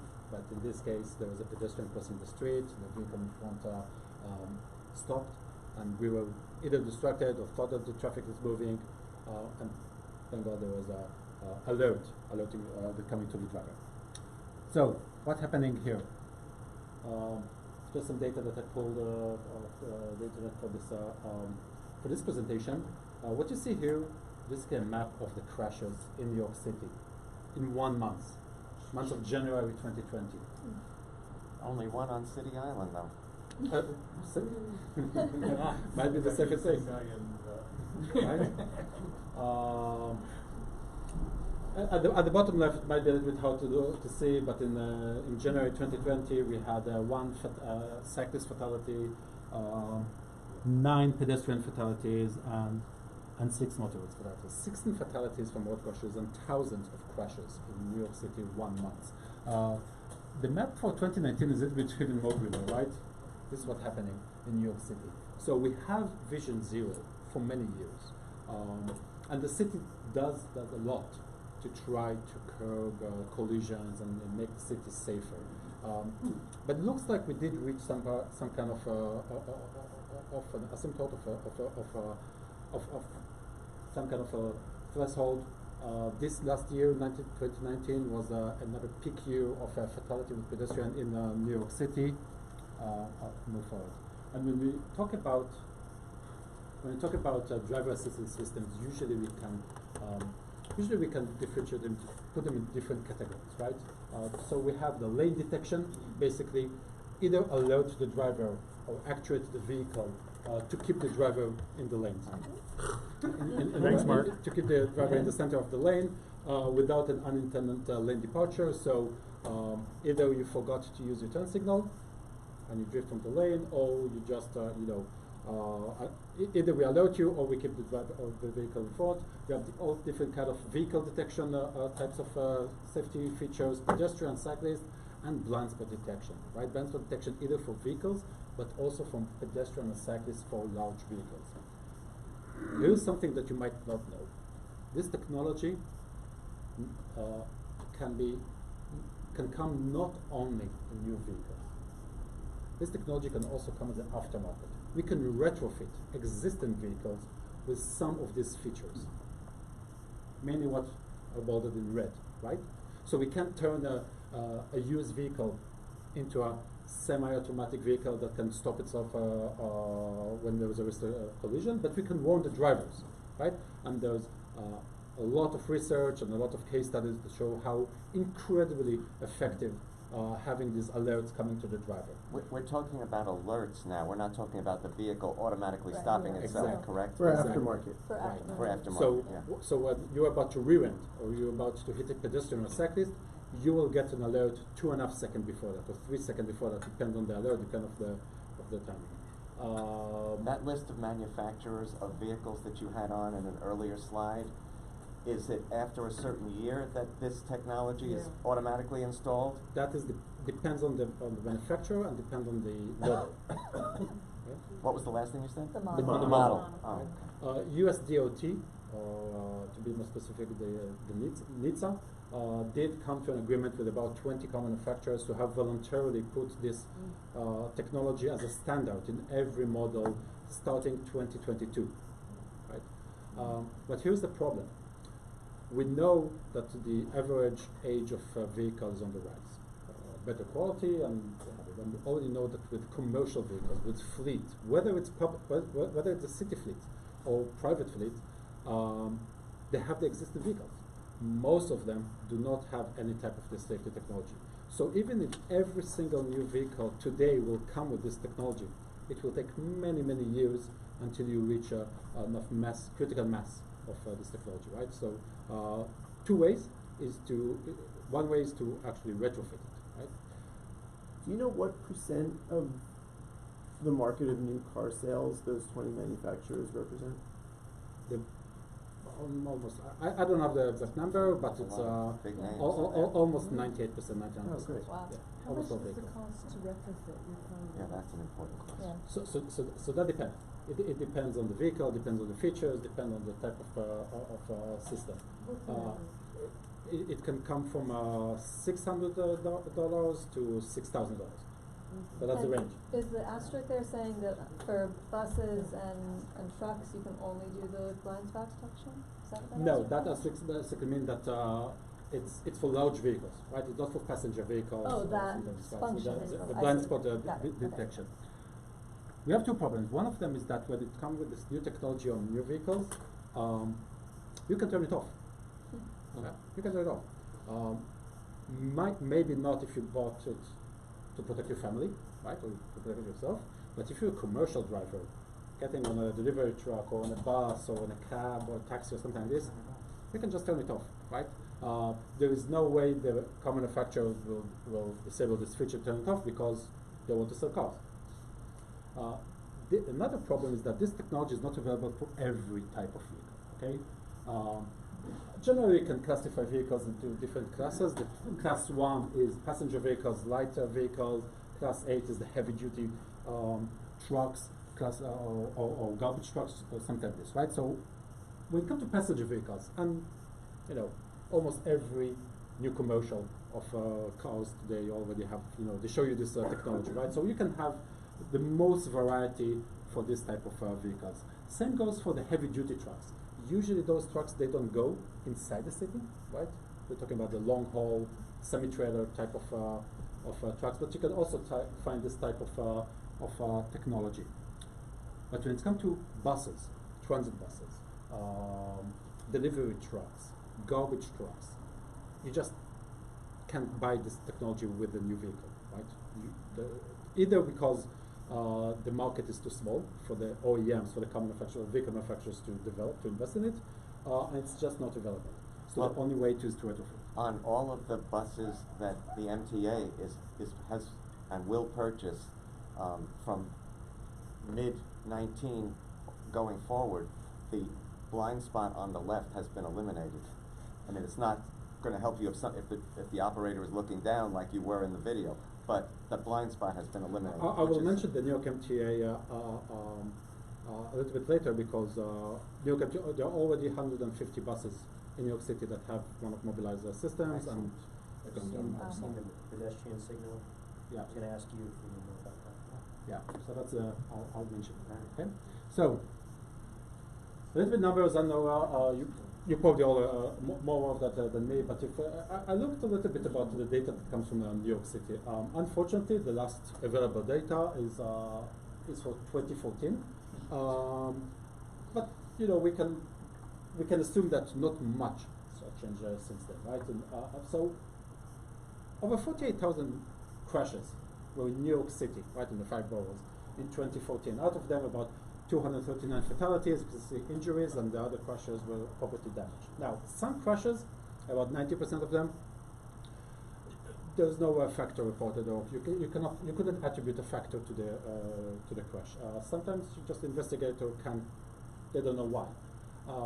But 80% of them, there was either one or more factors reported, and out of them, over 74.6% was due to human factor. Okay?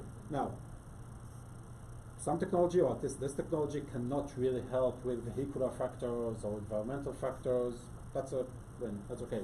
But the human factor, this is what we're after, right? We want to reduce this collisions and crashes that are caused because of human factors. So let's look a little bit closer at this line, at the crashes with human factor. By the way, if anyone is here, pay attention. The reason those bottom 3%, the 74, 5.9 and 6.7 don't add up to the 8.9 is because some crashes are more than one factor. Okay, so crashes with human factor, there are many reasons. But that's something that actually I was amazed when I looked at it. Only four types of factors, right? Either driver distraction, or tailgating, right, following too closely, or unsafe lane changing, what I mentioned before, right, when you change the lane without using the turn signal or without looking in the mirror, or pedestrian or cyclist error, yeah, because that also can be a factor.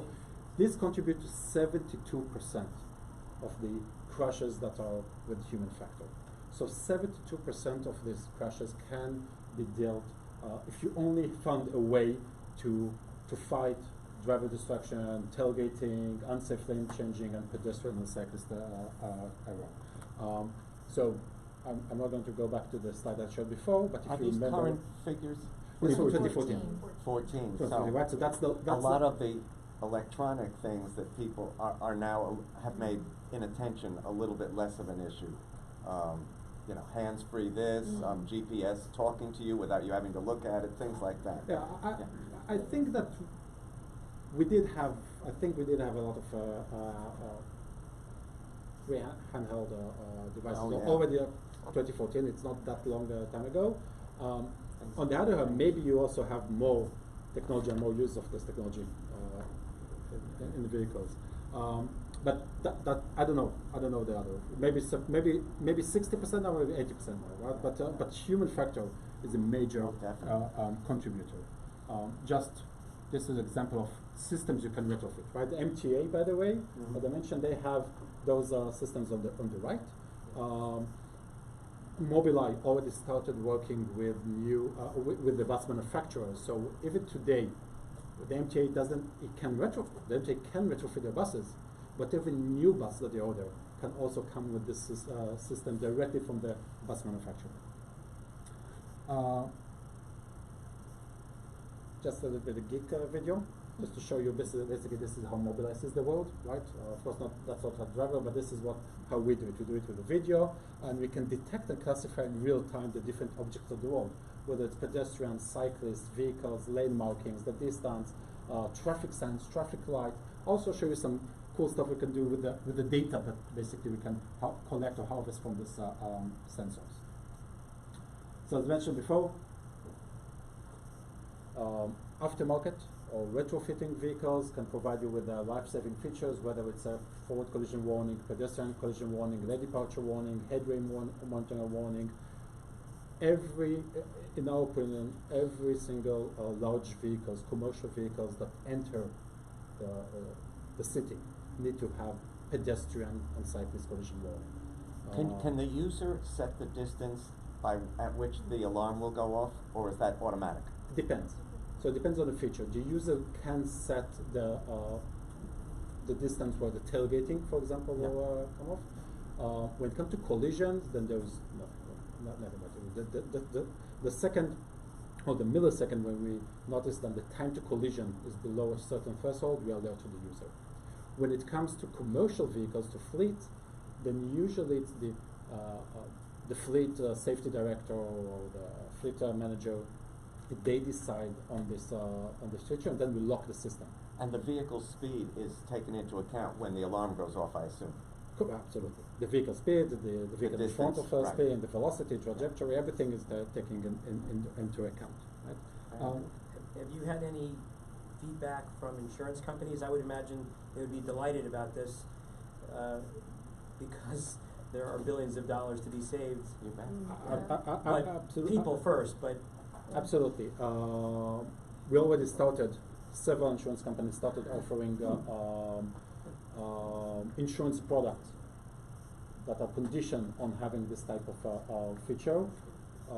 Currently, the way the industry works is that they started with the commercial vehicles, with fleet settings, and then they go to the consumer settings. When it comes to city vehicles, it's interesting because public entities or cities, usually they are self-insured. So they do have, most of them do have some kind of insurance or reinsurance for the very expensive claims. But everything else, it's a direct drain of the city's budget, right? So they don't have insurance for that. Why would you not get? Let's get that. I know. I would like to show you a few more videos just so you get a hang of understand more what the systems can offer for trucks, for buses, for taxis, and then I would like to show you 2 slides about the data, the interesting data, and then I'll wrap it up. Here's another interesting case, another turn left by a bus, and there is another bus there, articulate bus on the intersection, and there's a pedestrian crossing the street which is obstructed by the bus in the intersection. So the driver that turns cannot see the pedestrian until the system identifies and allows the driver.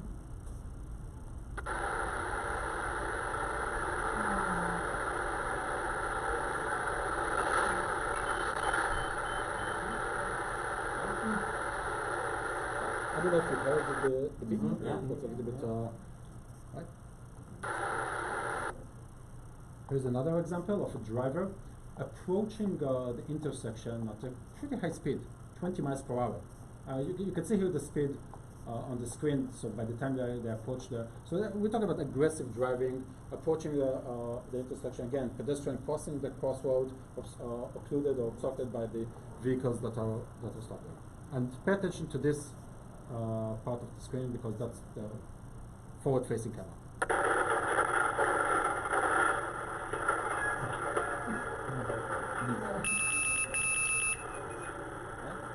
So immediately the driver reduce the speed in order to avoid hitting the pedestrian. Was that slowing down an automatic response, or was that the driver responding to the That was the alarm? driver responding.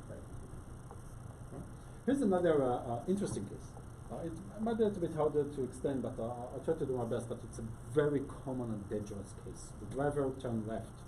There is a pedestrian crossing the street, and a second before the pedestrian gets on the sidewalk, she decides to veer left and stay on the road. Right? The driver is turning left, so obviously his attention is to the left side of the bus, and he assumed that the woman, the pedestrian, basically went on the street. So he get the alert. He get the alert, not just that they get the alert, they get a directional alert. So both the visual and the audible alert the driver from the right, alerting them that there's a risk to collision with pedestrian on the right side of the vehicle.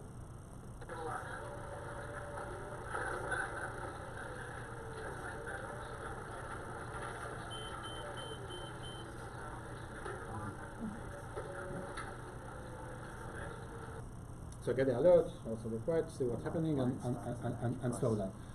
One more video that I would like to show. Here's another quick example of pedestrian getting out of a car, parked car, a vehicle drive fast, so we alert the driver that there is a risk, driving about 25 miles per hour.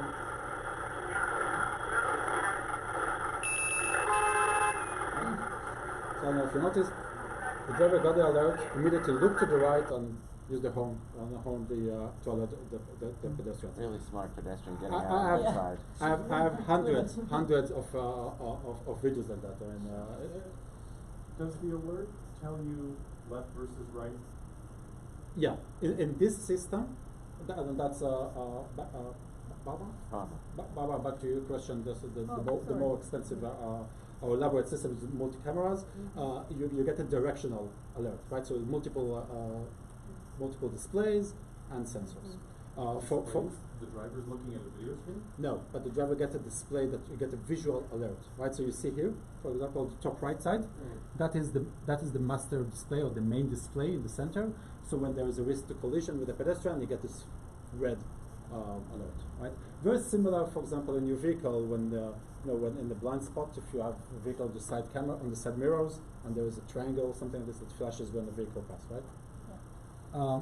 But it's not just pedestrians; it's also about with vehicles. So last video, here's another bus driver that drives about 30 miles per hour.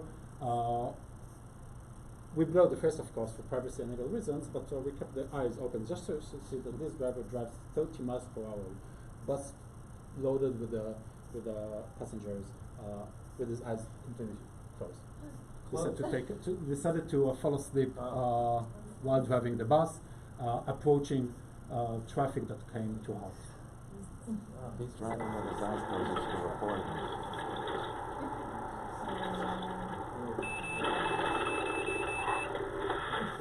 Sorry, Dan. So,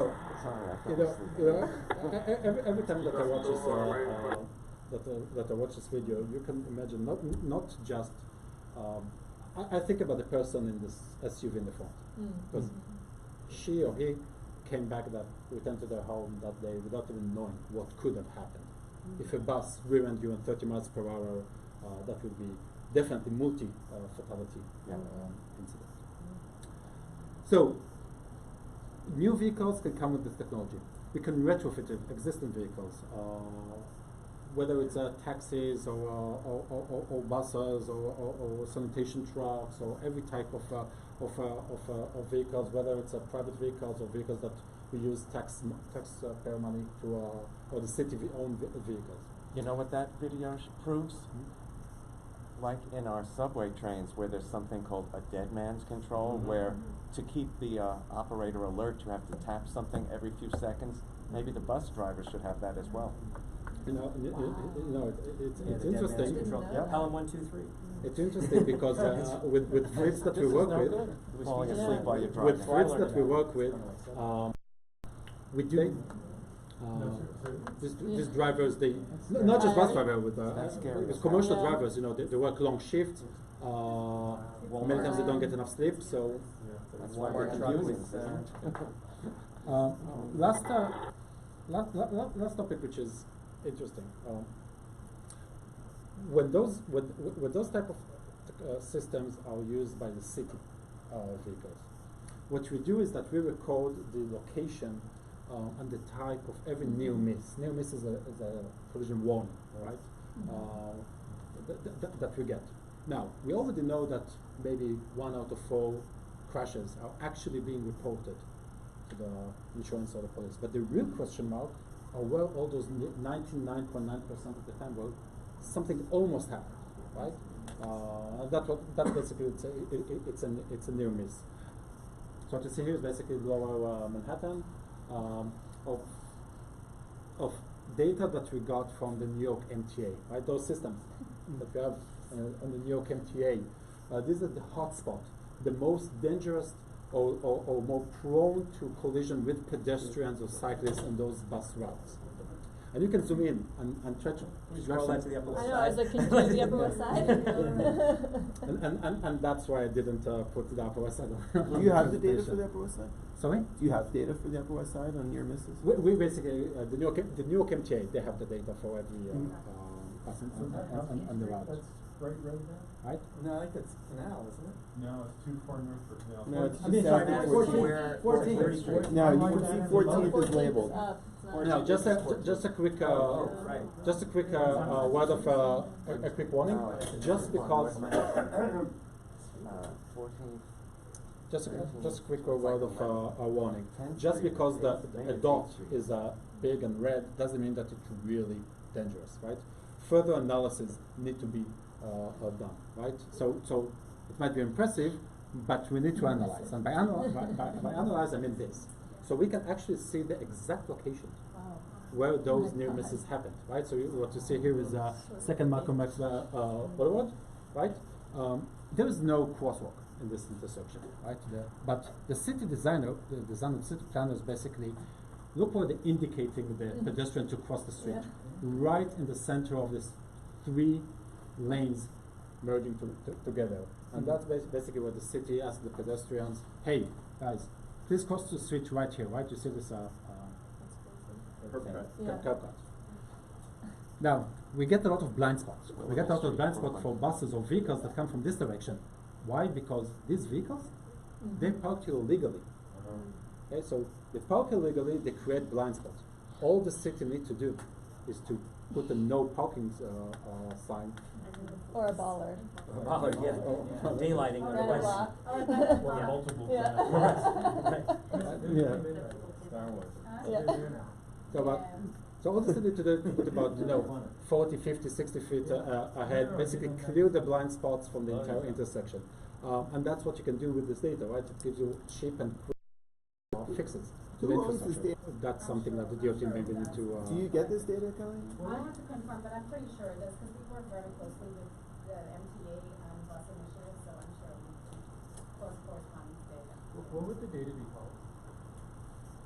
I don't know specifically what it would be called, but we will know. Most buses have video cameras now. Yeah.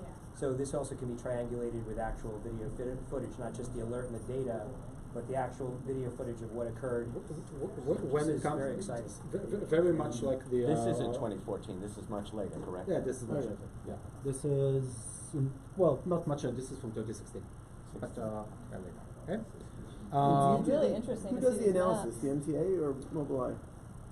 Both. So both the MTA and Mobileye, we try to do the analysis. Here's another type of analysis you can see on the B20 lane, where you can see those hotspots in proximity to bus stops, right? So you can put different layers.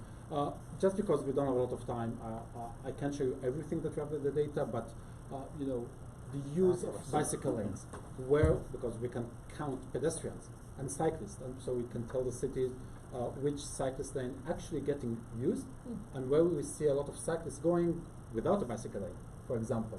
So there are a lot of type of data, and everything, of course, is anonymized and privatized, right? Anonymized, but there are a lot of other use cases we can do with That's the data data. from the cars and trucks driving around? That Not is stationary data. cameras, right? Correct. No, This no. is data come from the sensors, from the On the collision, truck, on the bus. from the collision avoidance sensors. So we do not record images, or we do not record video. It's kind of a metadata, kind of the data that we get from So the car from passes collision. a bike, it's in the data's there, that bike was there at that time.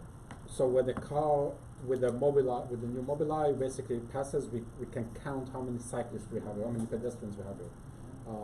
Not who is the pedestrian, but the presence of a pedestrian or a cyclist. Do you have this data for every Mobileye system, or just is it the fleet owner that has the data? We have the data for every Mobileye with the new generation of chip that we have. So private cars that are driving around, you're getting the data from them? No, we're talking about city Fleets. fleets, Okay, got it, vehicles, got it. aftermarket, things that you know. Of course, that they also need to sign that they want to collect the data. I would like to leave you with not to leave you, sorry. I would like to finish with just with a short video. It's a case study, basically a testimonial from one of the customers that we have. It's called the company is Simantov. It's a school bus fleet right in the neighborhoods in New Jersey. So you know, nothing better than just hearing some of our customers' case studies, and we have, of course, on our website we have many other testimonials like that.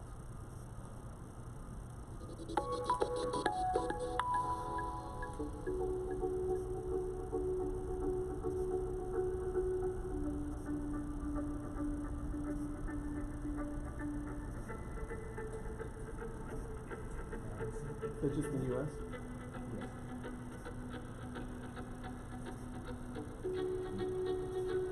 Simantov is a school bus company. We've been in business since 1985. I have 5 children, so you know, to me it hits home when I have the responsibility to transport these students safely.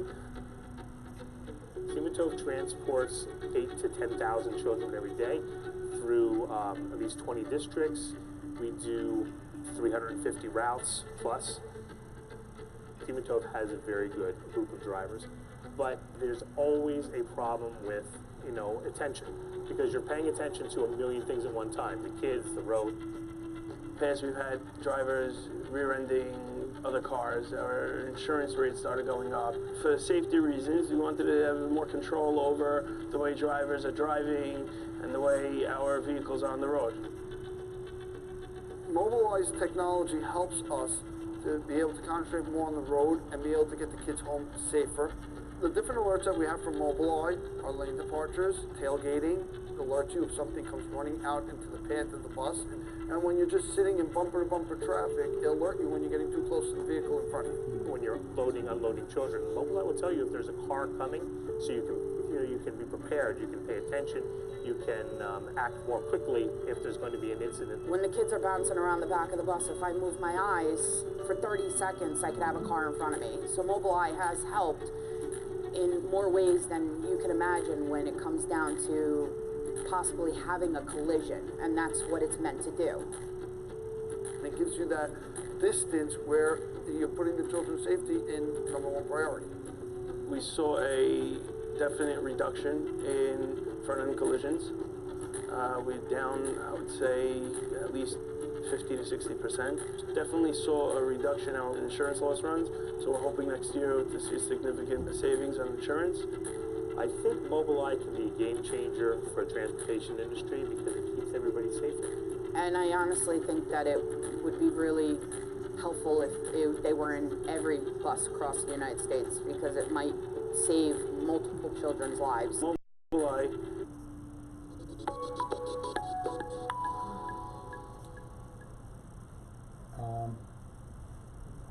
Thank you again for inviting me. If you didn't understand anything I said, either because it's late or because of my Israeli accent, then if you have time, any questions? Is there a way to know in for-hire vehicles whether or not this technology is in there, so you can choose which cars you might want based on? Interesting question. We already have about we already have over 3,000 vehicles used for Uber and Lyft in New York City that are equipped with the Mobileye. A lot of the a lot of other vehicles come with this technology already in the in the cars. So there's no, to the best of my knowledge, there's no way to know that before you order them. But next time you take an Uber or Lyft, if you see this forward-facing camera, then you know that they have it. But maybe that's something that Uber or Lyft need to add.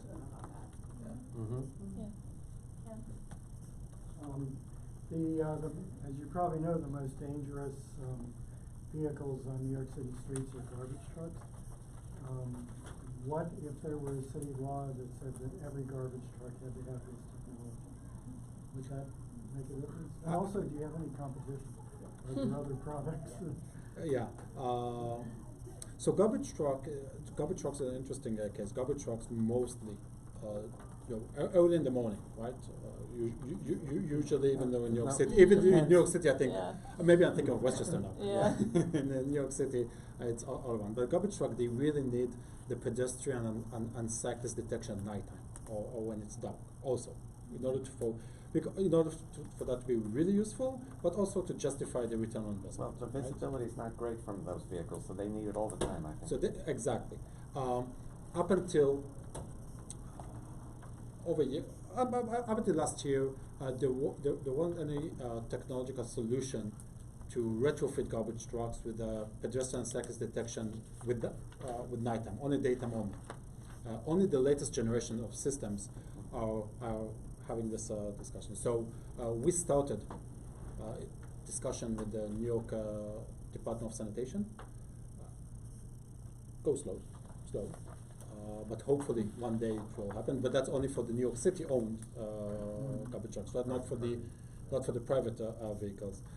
Sanitation trucks, garbage trucks, dump trucks, they are one of the riskiest vehicles that we have. In some other cities in the world, you have regulation, you have mandate, which I don't know how much of this mandating regulation, how much is it accepted in the United States, but in Europe you have many more cities that basically mandating commercial trucks, buses to have this type of technology.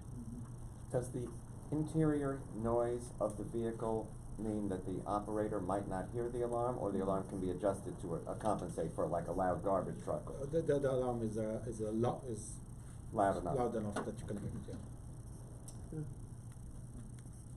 I just as an affirm, I just want to say that I feel like I want to jump out of my seat. I'm so excited. I love this technology. And yet you look so calm. Calm on the inside, or calm on the outside. Right. No, I'm so excited about this technology, and it's such a wonderful information to see technology being used for safety when we consider how distracted driving with our phones has been so deadly, and the fact that now we're using computers and other technology to save lives. I am absolutely delighted and so glad that you came here today. I just have a couple of quick questions. Is this technology infrared, lasers, sonar, a combination of? Regular camera. It's just a camera. It's regular. We noticed a significant reduction in crashes. Fantastic. Thanks. In looking into this a little bit, I know that Lockheed Martin has a product as well, and one of the things that seemed to be, I'm not anywhere near an expert enough, so could you speak to whether the role that motion plays? In other words, if an individual is standing stock still in the middle of an intersection as opposed to moving across it, does your software take that? Will it still read that person in the same way that it would if the person were moving? Absolutely. We don't have time now to get into the different differences between different sensors. Right. But one of the major advantages is why all those vehicles they also use camera for that. Is that with camera is the only sensor that you can detect both semantic and texture of the object, right? So unlike radar or LiDAR, different sensors, with camera we know exactly what you're on, you can detect it. Another advantage is that especially pedestrians that have no metallic reflection, or cyclists that have very low metallic reflection, radar might not be good enough to detect them. While camera, we don't need this metallic reflection, right? We just know how to detect it. I'm with you on radar for sure. So I would love to do a resolution tonight calling for both the city and the state to embrace the technology in any way it can. I think we should not in any way choose a company, and we shouldn't say use Mobileye versus Lockheed Martin or anyone else. Right. That's not our role. I think a question is and as I explained to you on the phone, we inherently have no power, but a lot of elected officials will listen to us. We could also send this resolution to other community boards throughout the city and see if they might pass the same thing just to gain more traction for it. I think a question is, what should we call for? And I think some obvious ones are city-owned vehicles, which Department of Sanitation, the New York City Fleet. There's also the MTA, which is a state agency. School buses. Just any city. Department of Education. There's also city-controlled vehicles like for-hire vehicles. Yeah. There are also, third category would be vehicles that do business in New York City, such as any garbage trucks that ever do business with the city could have some control over. And so I think national brand vehicles. What exactly are we calling for? Calling for the city to mandate this technology. What I would propose is for the city to mandate either pre-installed to have the automatic braking and other technology if it's not part of this deal with the National Highway Safety Transit. On the purchase of new vehicles. Yeah, but also, wait, can I just, but also to have retrofit with the warnings wherever possible. The audible warnings. You didn't say taxis. I did for hire vehicles. Oh. Well, that's not yellow. Taxis, Ubers, Lyfts, everybody. Yeah, I just want to raise an issue. For me, I got a car last year, a new car, and there's just so much going on. It's diverting and distracting, and I think this is great, and the data speaks for itself in terms of reduced injuries. But I think the city has to be carefully choose based upon what's going to work best. So I'm adverse to saying just get technology that's going to give warnings. The city, I would ask, I think the resolution should say the city should consider various technologies to reduce injuries. I don't think we should call for it. Because because again, I think I think there's just so much going on in this car, it's actually a hazard. I had to turn some of it off. So is it city or state? That's my question. The state is the one who licenses and registers vehicles. What power does the city have? It's an open question. I don't know the answer. Maybe if it's the city fleet. Yeah, if it's the city fleet. And if it's city garbage trucks and city school buses, that's still city. And then to your point, if they're doing business with the city can say, we won't do business with you unless you have this technology. I would say, to Howard's point, we could say consider mandating. Yes. Evaluate and consider mandating. Right, call them to evaluate the best technology. Collision avoidance / alert technology. Yeah. In aviation technology, it's been in use for a long time. There's a TCAS system, which has probably saved well, millions you see of how lives. it worked on the Boeing Max, though. Well, that wasn't TCAS. But no, it's a different kind of technology. Yes, right. But Kobe Bryant's helicopter did not have the laser technology. Anyone else have a comment, question? So Uber, Lyft, they're a company, but their drivers, they're their own bosses. Yep. So if you're saying get your own little camera, are you guys gonna pay for their own little camera? they're not gonna pay for it, they're like, fuck that, I'm not. Don't all new cars come with it? Well, yeah, but like, Well, that's what he says. some Uber drivers, they don't have that new car with that, you know. But they're licensed by the city, and what I'm saying is that the city could require that any licensed vehicle has to have this technology. No, but her point is that. But they're their How do own they pay boss, for it? that no, like I think Uber's that would not have to gonna be- pay to buy the. I think that would have to be part of the city evaluating options and ways they might consider mandating such things right. for different types of vehicles over what type of time, When the how the contract is costs would be renewed or distributed, whatever. like, that would have to be part of Mhm. the city's analysis. Uber drivers is gonna be like, hell, fuck no, I'm not gonna pay for that. But then they I just can't have be an a- Uber driver, they have you can't done get a any TLC license if research, this is or do you mandated. have any information as to what the insurance premiums, how much they reduce the premiums for fleets or vehicles that have this technology? Because I have to imagine, you know, following the money, this is I can't imagine every insurance company wanting this in every vehicle they insure. So we don't have the actual data on dollar-wise how much it was reduced. What we do have, for example, I can send you the case study is a Class 8 heavy-duty trucks that basically following the retrofitting of this vehicle, their insurance rate went to AAA, which the next year basically they got a substantial discount in the insurance. The ROI usually anywhere between 7 to 12 months. If I may, just because there were different, I don't know if I'm allowed to or not to comment on something that Sure. The Taxi and Limousine Commission actually conducted a research on different technologies that can help increase safety. It was about 3 years ago. The way they did it, though, is that they took many different technologies, all kind of technologies, not just collision avoidance technology. Took about 20 different types of technologies.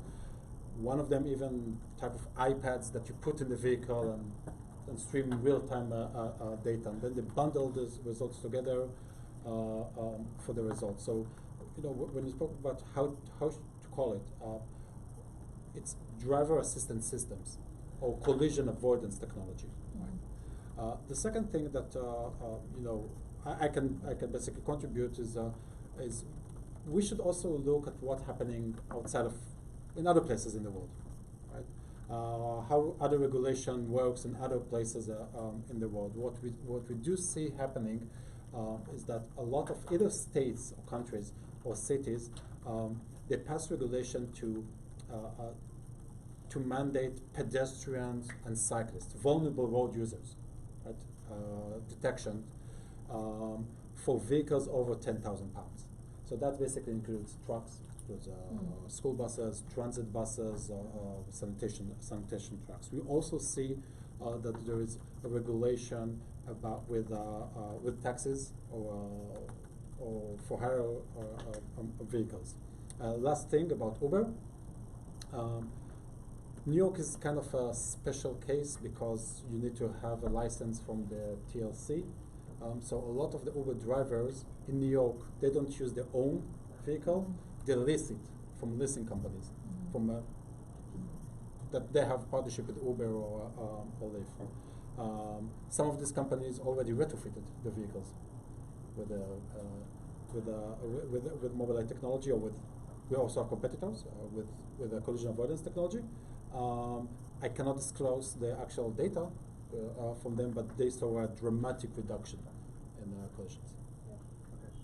Great. I think we're getting too much into the weeds for the resolution. The resolution, I'll propose it, is we're calling on the city to evaluate and consider the use of driver assistant systems and crash avoidance technology. How is that? We're asking them to consider, to evaluate and consider. Yep. I have a little bit more that I just read out. We call upon New York City and New York State to evaluate and consider mandating driver assistance and collision avoidance and warning technologies in all city and state fleet vehicles, all vehicles regulated by the city and state, and all companies that do business with the city and state. Okay. That's all vehicles regulated by the state is all vehicles. All Yeah, vehicles, yeah. yeah. Yeah. Yeah. Oh. Virtually Sure. all new cars have this. Well, I well, think he's saying it as of car twenty rental twenty-two, companies but too. as of 2022, is that just, consumer Passenger cars, vehicles. passenger vehicles, so it's not Passenger vehicles. heavy trucks? Yeah. Should, Okay. should You I? said that really quick, all state vehicles, and I'm on the MTA, but I'm Yeah. for it. Yeah. Are we ready to Okay. call the Confused question? someone. Yeah, do Yeah. you want me to restate it? Call the No, question, all okay. those in favor? Okay. 1, 2, 3, 4, 5, 6, 7, 8. Committee members opposed. Committee members abstaining. Committee members ineligible for cause. Okay, non-committee, so 8001. Non-committee board There's only members, one. Aye. 1. You're not on your computer, right? Okay, Sorry. moving right along. Illegal. So if I email Thank it you to very you? much. Yeah. Thank Well, you. thank you That was so great. much. Thank you. Thank you, Rich. Yeah. Thank Yeah. you, Sage, thank you for that. Agenda item number 4, we're gonna try to do it. Yes, we're gonna move. This is clearly an enforcement issue, and I just am frustrated. I It don't know. sounds what- like it's police vehicles from Transit District 1, Yes. basically, that's doing this. I can It's a- speak to Chief Delatorre about this. Can you? Yes. That would be great, because I spoke with the precinct commander who knows the corresponding precinct commander, and obviously nothing happened. But So- what do we do? This has been going on for ever since they put in these zones, they're occupied by cars. The only thing you can do, I mean, if you wanted to be proactive, what you would do is try to find them someplace else to park. That's the bottom line, is that they're going to building. Yeah, there was a new captain for that police station, I think as of 3 weeks ago, and I just happened to pop in this past week to talk to him about the cars parked in the bike lane. He is, to me, appears, like Malin, he's very friendly and he's very serious about eliminating, this parking in the bike lane, so he gave me his number. Can we send him a letter from the community board? So. Let Andrew take his shot first, and you'll report back, and then. I think his whatever name is you do- Captain Gorman now. Gorman is the new guy. I And think we've Andrew's onto allocated enough something, parking so- spaces for them out there, so we're not gonna give them any more The spaces. 3 blocks along Central Park, the southern part of Central Park Drive. They've met their, we have a method that we use in terms of how many spaces that we give to, NYPD for authorized parking spaces. So we met with them in the past when we were installing the bike lane, and they have sufficient parking spaces. I think what it is that there are other transit police that are coming in that area. Yeah, I was gonna ask, and is it the parking same there. vehicles each time? Yeah, that's what I think it is, yeah. Are It's not the same spaces vehicle. you allocate for personal vehicles or? We don't allocate spaces for personal vehicle, it has to be for marked NYPD vehicles, yeah. Alright, so Andrew. I will definitely talk to Chief Delatorre tomorrow. Okay. That would be great. Okay. And if that Can doesn't you work, we'll send a email, letter. me and, the two of us? I'll tell you what he says. Okay. But are we clear that it's not the same vehicles every day, it's different vehicles? I think it's different vehicles, yeah. Okay. Okay, and just, a woman from, 25 Central Park West told me she's never seen the spot empty, and I am in Columbus Circle at least twice a day. I have literally never seen, it without parked cars. Okay. Provisions for cyclists when the Cherry Walk section of the Hudson Greenway is closed. That's Ken's issue. Yeah, this is the section of the Hudson Greenway between 100th Street and 125th Street. It was just announced, this is a surprise to a lot of people, but it's gonna be, shut down for 2 months, probably April and May. And it is the major, it's said to be the, most highly used, bike path in North America. Apparently there, when we were talking about this in the Parks Committee, the Riverside Park official who was talking about it said there had been no provision for rerouting cyclists. Do we know why it's closing? Oh yeah, it's closing, well, it's probably gonna close twice, unfortunately. The first time is to repair Sandy-related damage along the shoreline. And the second time is to repair the actual path, which is probably gonna be later in the year. And unfortunately, they can't do both at once, because if they don't think they can do these path repairs right away, And if they wait too long in the Sandy repairs, they're gonna lose the FEMA money. That's true. So when is it starting, do you know? We think April, May. Where is your recommended, reroute? Well, one proposal would be to temporarily, take away parking on Riverside. More than one space on Riverside Drive, on the west side of Riverside Drive, and turn it into a temporary two-way. From what street to what street? From, let's say, 195th Street to, Yeah, no. to, 110. 125th. Up 25th. That's out of our jurisdiction, right? Yeah. Well, the trick is, how do you get, once you get up to Riverside Drive, how do you get back to the Greenway? It's elevated at 125th Street. There's a way, you know where Seaman Place is? Very high. That's where I live. Yeah. You see where, sorry, Sakura Park? Oh, yeah. You go down. That's a heck of a hill. Yeah. Yeah. Yes. So going north, you get access. But I don't think it's our job to come up with an alternative. It's to ask that there be an alternative. Yeah. Explore. Bless you. Thank you. I agree. Comments? Call the Question. Call the question. All those in favor of asking them to come up with an alternative? Okay. 1, 2, 3, 4, 5, 6, 7, 8. Committee members opposed, abstaining, no. There's no one. And Mark, are you in favor? Okay, request for a streetlight at the northwest corner of West 96th Street and West End Avenue. Who's here to? I can do it, because Mr. Romer is one that brought it to my attention. Is there somebody else who wanted to speak to it? Go ahead. There's no streetlight on the south. On either south side, right? Southwest or south? The northwest does have one. Right. So this is on the school side and the. So it should say southwest. It should say southwest. Okay. Yeah. Southwest or, well, Southwest I think what they're corner. looking for is one over that crosswalk. Whether it come from the east or the west doesn't really seem to matter.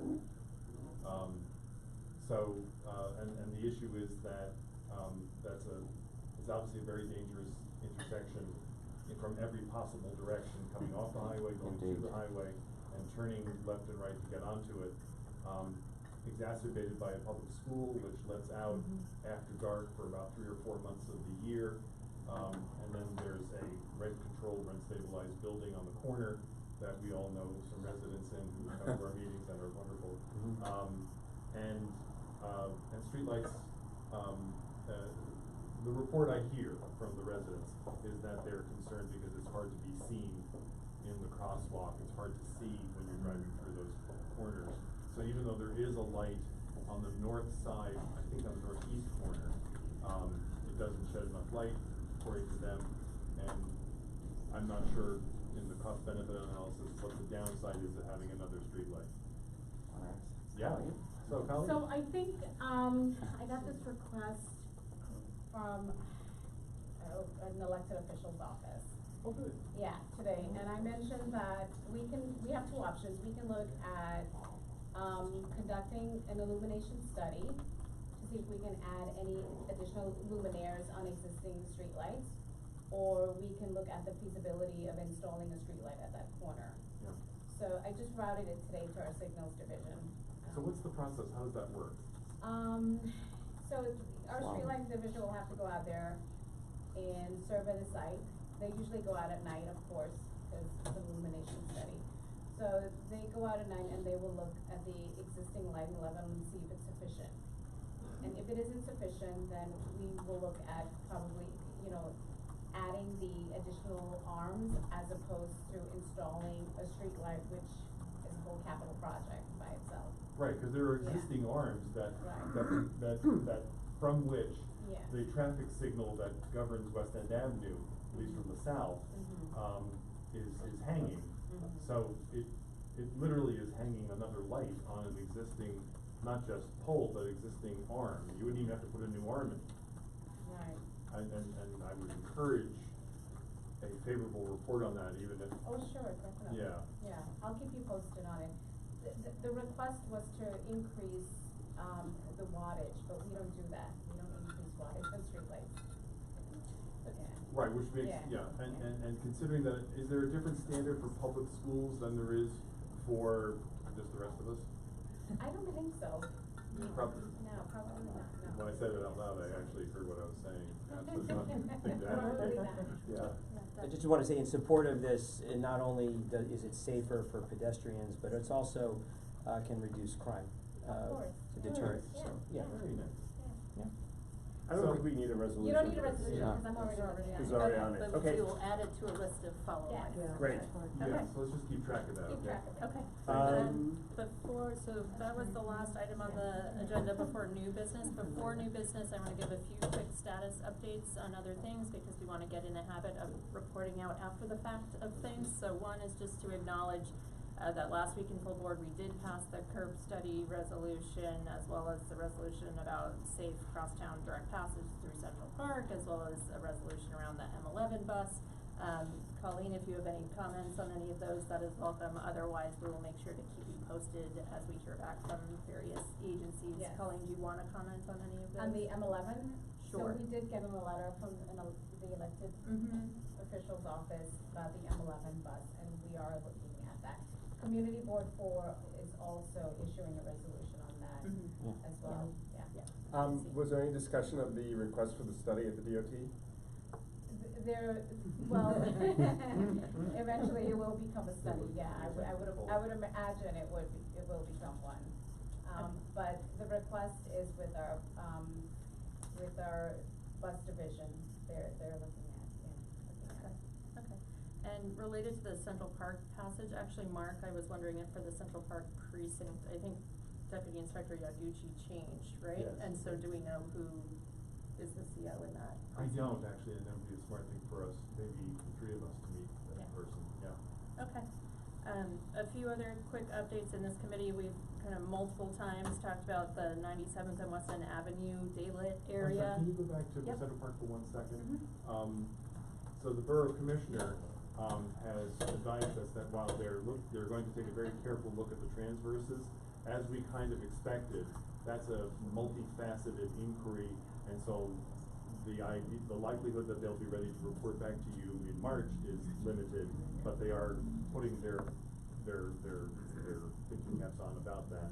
So there is some movement there, just not quite as fast as we might have at first. And so it probably goes back to what you speculated, or we all speculated during the meeting, last month's meeting, I should say, that the initial response to this will come from within Central Park and not underneath it, as it were. But I think we shouldn't not have some kind of update by March. And even if they say, you know, we formed a task force, here's how we're planning on attacking this, here are short-term measures we can do within the park, here's the timing it would take for the transverse. Just to know An that update on how they're going the to issue is being approach. taken seriously by all 4 entities, and they're working together and coming up with solutions. I think that is needed by March. Let's see what we can do. Okay. And I will take that back. Yeah. Great. Okay. Thank you. So I mentioned that we keep talking about the daylit, area around 97th and West End Avenue, and then sharing with community members and committee members that even with the addition of some granite blocks, that folks are now backing in around behind the granite blocks, and so there's been discussion about maybe adding a new granite block. I don't know if you have any updates on that. Not yet, Okay. but I did forward the photos that Lisa, sent me, and, I was shocked to see that vehicles can still go through it. Rolling And- over the bollard. Yeah. Wow. Maybe if we put collision avoidance technology in the granite blocks. I'm thinking actually nuclear missiles. I can't believe New Yorkers, I just can't. And there was a ticket on the vehicle, just so you know. Okay. Otherwise, after the joint committee meeting last month, a letter was sent to Department of Sanitation to ask about the road salting procedures and so forth. I haven't heard about response yet, but community member request about moving that bus stop from West 104th to West 103rd, and I think you might have some info Yes, about that. it's actually not a transit or a DOT initiative, it's a parks initiative. They apparently feel that the sidewalk on the west side of Riverside Drive is uneven. They propose to move traffic lights in both directions on Riverside Drive. At 103rd Street, you have a very narrow passageway, and you have only stop sign. Yeah, I was there today. Light. No. There is a traffic light at No, no. Oh, I'm sorry, you're right. No, Never mind. so it's a little less safe for people crossing Riverside Drive to move it to 103rd Street, You so. know, this came up in the Parks Committee, and I did bring up the issue that woman had, that it was not as safe, it wasn't. To do with spacing of the stops. Yeah. The other stop is at 103rd Street, north, leading north. This is just a block north of the March and may be done by May. And so it's temporary then, is that right? No, it is not. Oh, so, can we I don't know who can reach out to Parks and say, you know, we don't feel this is in the interest of certainly bus riders. Didn't we approve this a few years ago? Yes, in February of 2016, I believe, we approved this, not realizing what this was gonna do. There was some talk at Parks, Ken, maybe you remember better than I, that there's actually a continuous sidewalk landing of some kind on the west side of Riverside Drive there, and that by putting this in effect, I think what she was saying is that it's really only a half a block toward 103rd from 104th. Am I on the right track? Yeah, there was a photo of it too, Yeah. and it showed you that there were crosswalks and, you know, in the small, there was a small island. Yeah. And then, you know. And that because of that small island, it was actually considered She seemed to safer. think that was safe, right, you Yeah. know. Colleen, are you gonna initiate this when it begins? Is DOT on board for this? On board for. Moving of this bus stop on the southbound M5 from 104th to 103rd? I think we decided not to do that. I believe They even have a billboard up on Yeah. Riverside Drive explaining all of this. Yeah, I believe. Which is not sightly, but it's there. We had discussed this in the past, and, we agreed that we wouldn't wanna move it. I mean, again, the decision would be up to MTA, yeah. I throw it back at you, Andrew. Thank you. Okay, The other status update was, Rich was going to share a quick update on the discussion around the most dangerous intersections. Yeah, Colleen, do you wanna give the update? Sure, so, we met with, Rich and I met with both the 20th and the 24th precincts, and they provided us with a list of 10 intersections, so it's 5 for each precinct. So we agreed that, or Rich and I agreed that, we can do this, we can meet with the precincts, we can tackle maybe 3 or maybe 5, depending on our schedule, in a given day. In March, early March, we will do that. And I will have someone from our signals division and our pedestrian unit join us. Great. So we've agreed to that. Would DOT ever consider doing the barn stance on that intersection? Well, again, I can't tell you for sure until I have someone from our signals division observe the activities there, yeah. Yeah, and the idea is not to, Yeah. prescribe the solution before we look at each Look at the intersection. So I guess the answer would be yes, it would be one of the Yeah. tactics that could be employed. It's a matter of what the issues are that make each of these intersections more dangerous. I mean, we have many tools in our tool at that intersection. Not every intersection is gonna get a barn stand. So we're gonna do that in March. Yep. Okay. New business, New business? tag. I just wanted to give one point of information for the Connor Strock situation on 97th Street. The reason the trucks go there, I sent a couple pictures to Mark a few months ago, but Con Ed dug up a trench that removed the pylon from right at West End, that enables the trucks to back up, and now the rocks that are there, that were put there, are not close enough to the curb. So, anybody can just pull in, they're just rocks that are, they're not blocking anything. And if those barriers were just replaced at the front, which seems to be, would be a simple fix, people wouldn't be able to park there. So they're looking into adding a granite at the front of it, so they can. Yeah, right at the front, yeah. Yeah, thank you. So I got a request from one of the principals of Zabar's. They are having an issue, on the side street where their loading is on 81st between Broadway and West End. They have signs, I may have the nomenclature incorrect, so please bear with me. Their trucks can load and unload there, but what they've had is a plethora of commercial vehicles that were contractors and from all around the neighborhood parking in their loading, and then their trucks have to double park or causing traffic. So they asked if I could ask the board, and you're here, Colin, to ask for additional signage indicating that it's I guess it's a loading zone. I think that's what it is. I think that's what it is. And, Yeah, but right. doesn't it say it's a loading zone? Yeah, but they're having, there's some. 81st, not 80th? I believe it's, That's 80th, yeah. is it 80th? Excuse me, I'm sorry, it is Yeah. 80th, between Broadway and West End, on the north side of the street, it's, right. So they don't know that they're not supposed to be there, and so once they're there, it could take a long time for enforcement to get there, and then their deliveries are double parking or circling around, so they just asked if there was additional signage of what is already their zone, not to create a new zone or extended zone, just to be clear on signage. The majority of the people in the building. Yeah, I'm sorry, I'm not as specific, but, You were missing Mark? I'm just saying maybe you could have somebody. that's what, We wouldn't look at extending the loading. No, zone, they're not- so they're yeah. not asking for that. But the thing is, if you have a commercial, meter parking, which is what's there probably, you're gonna. in commercial. So a lot of our signage right now is 3-hour metered commercial parking. Right, But I don't think have that's to it. check what's there. I think they have If it's specific loading and designated loading. Half an hour, that's the time frame, but it has to be for expeditious loading and loading. But Right. what you're telling me, it looks like these contractors are They're parking parking there all day. day, that's what, right, that's what I was told, yes. Yeah. So just, Zabar's is a good neighbor, and It's they've cracking. requested something and Cracking they're passing it on. It looks like there's, oh, here we go.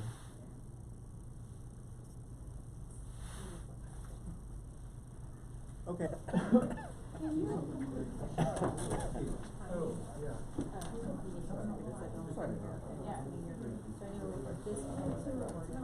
And 6:30. Oh, most committees meet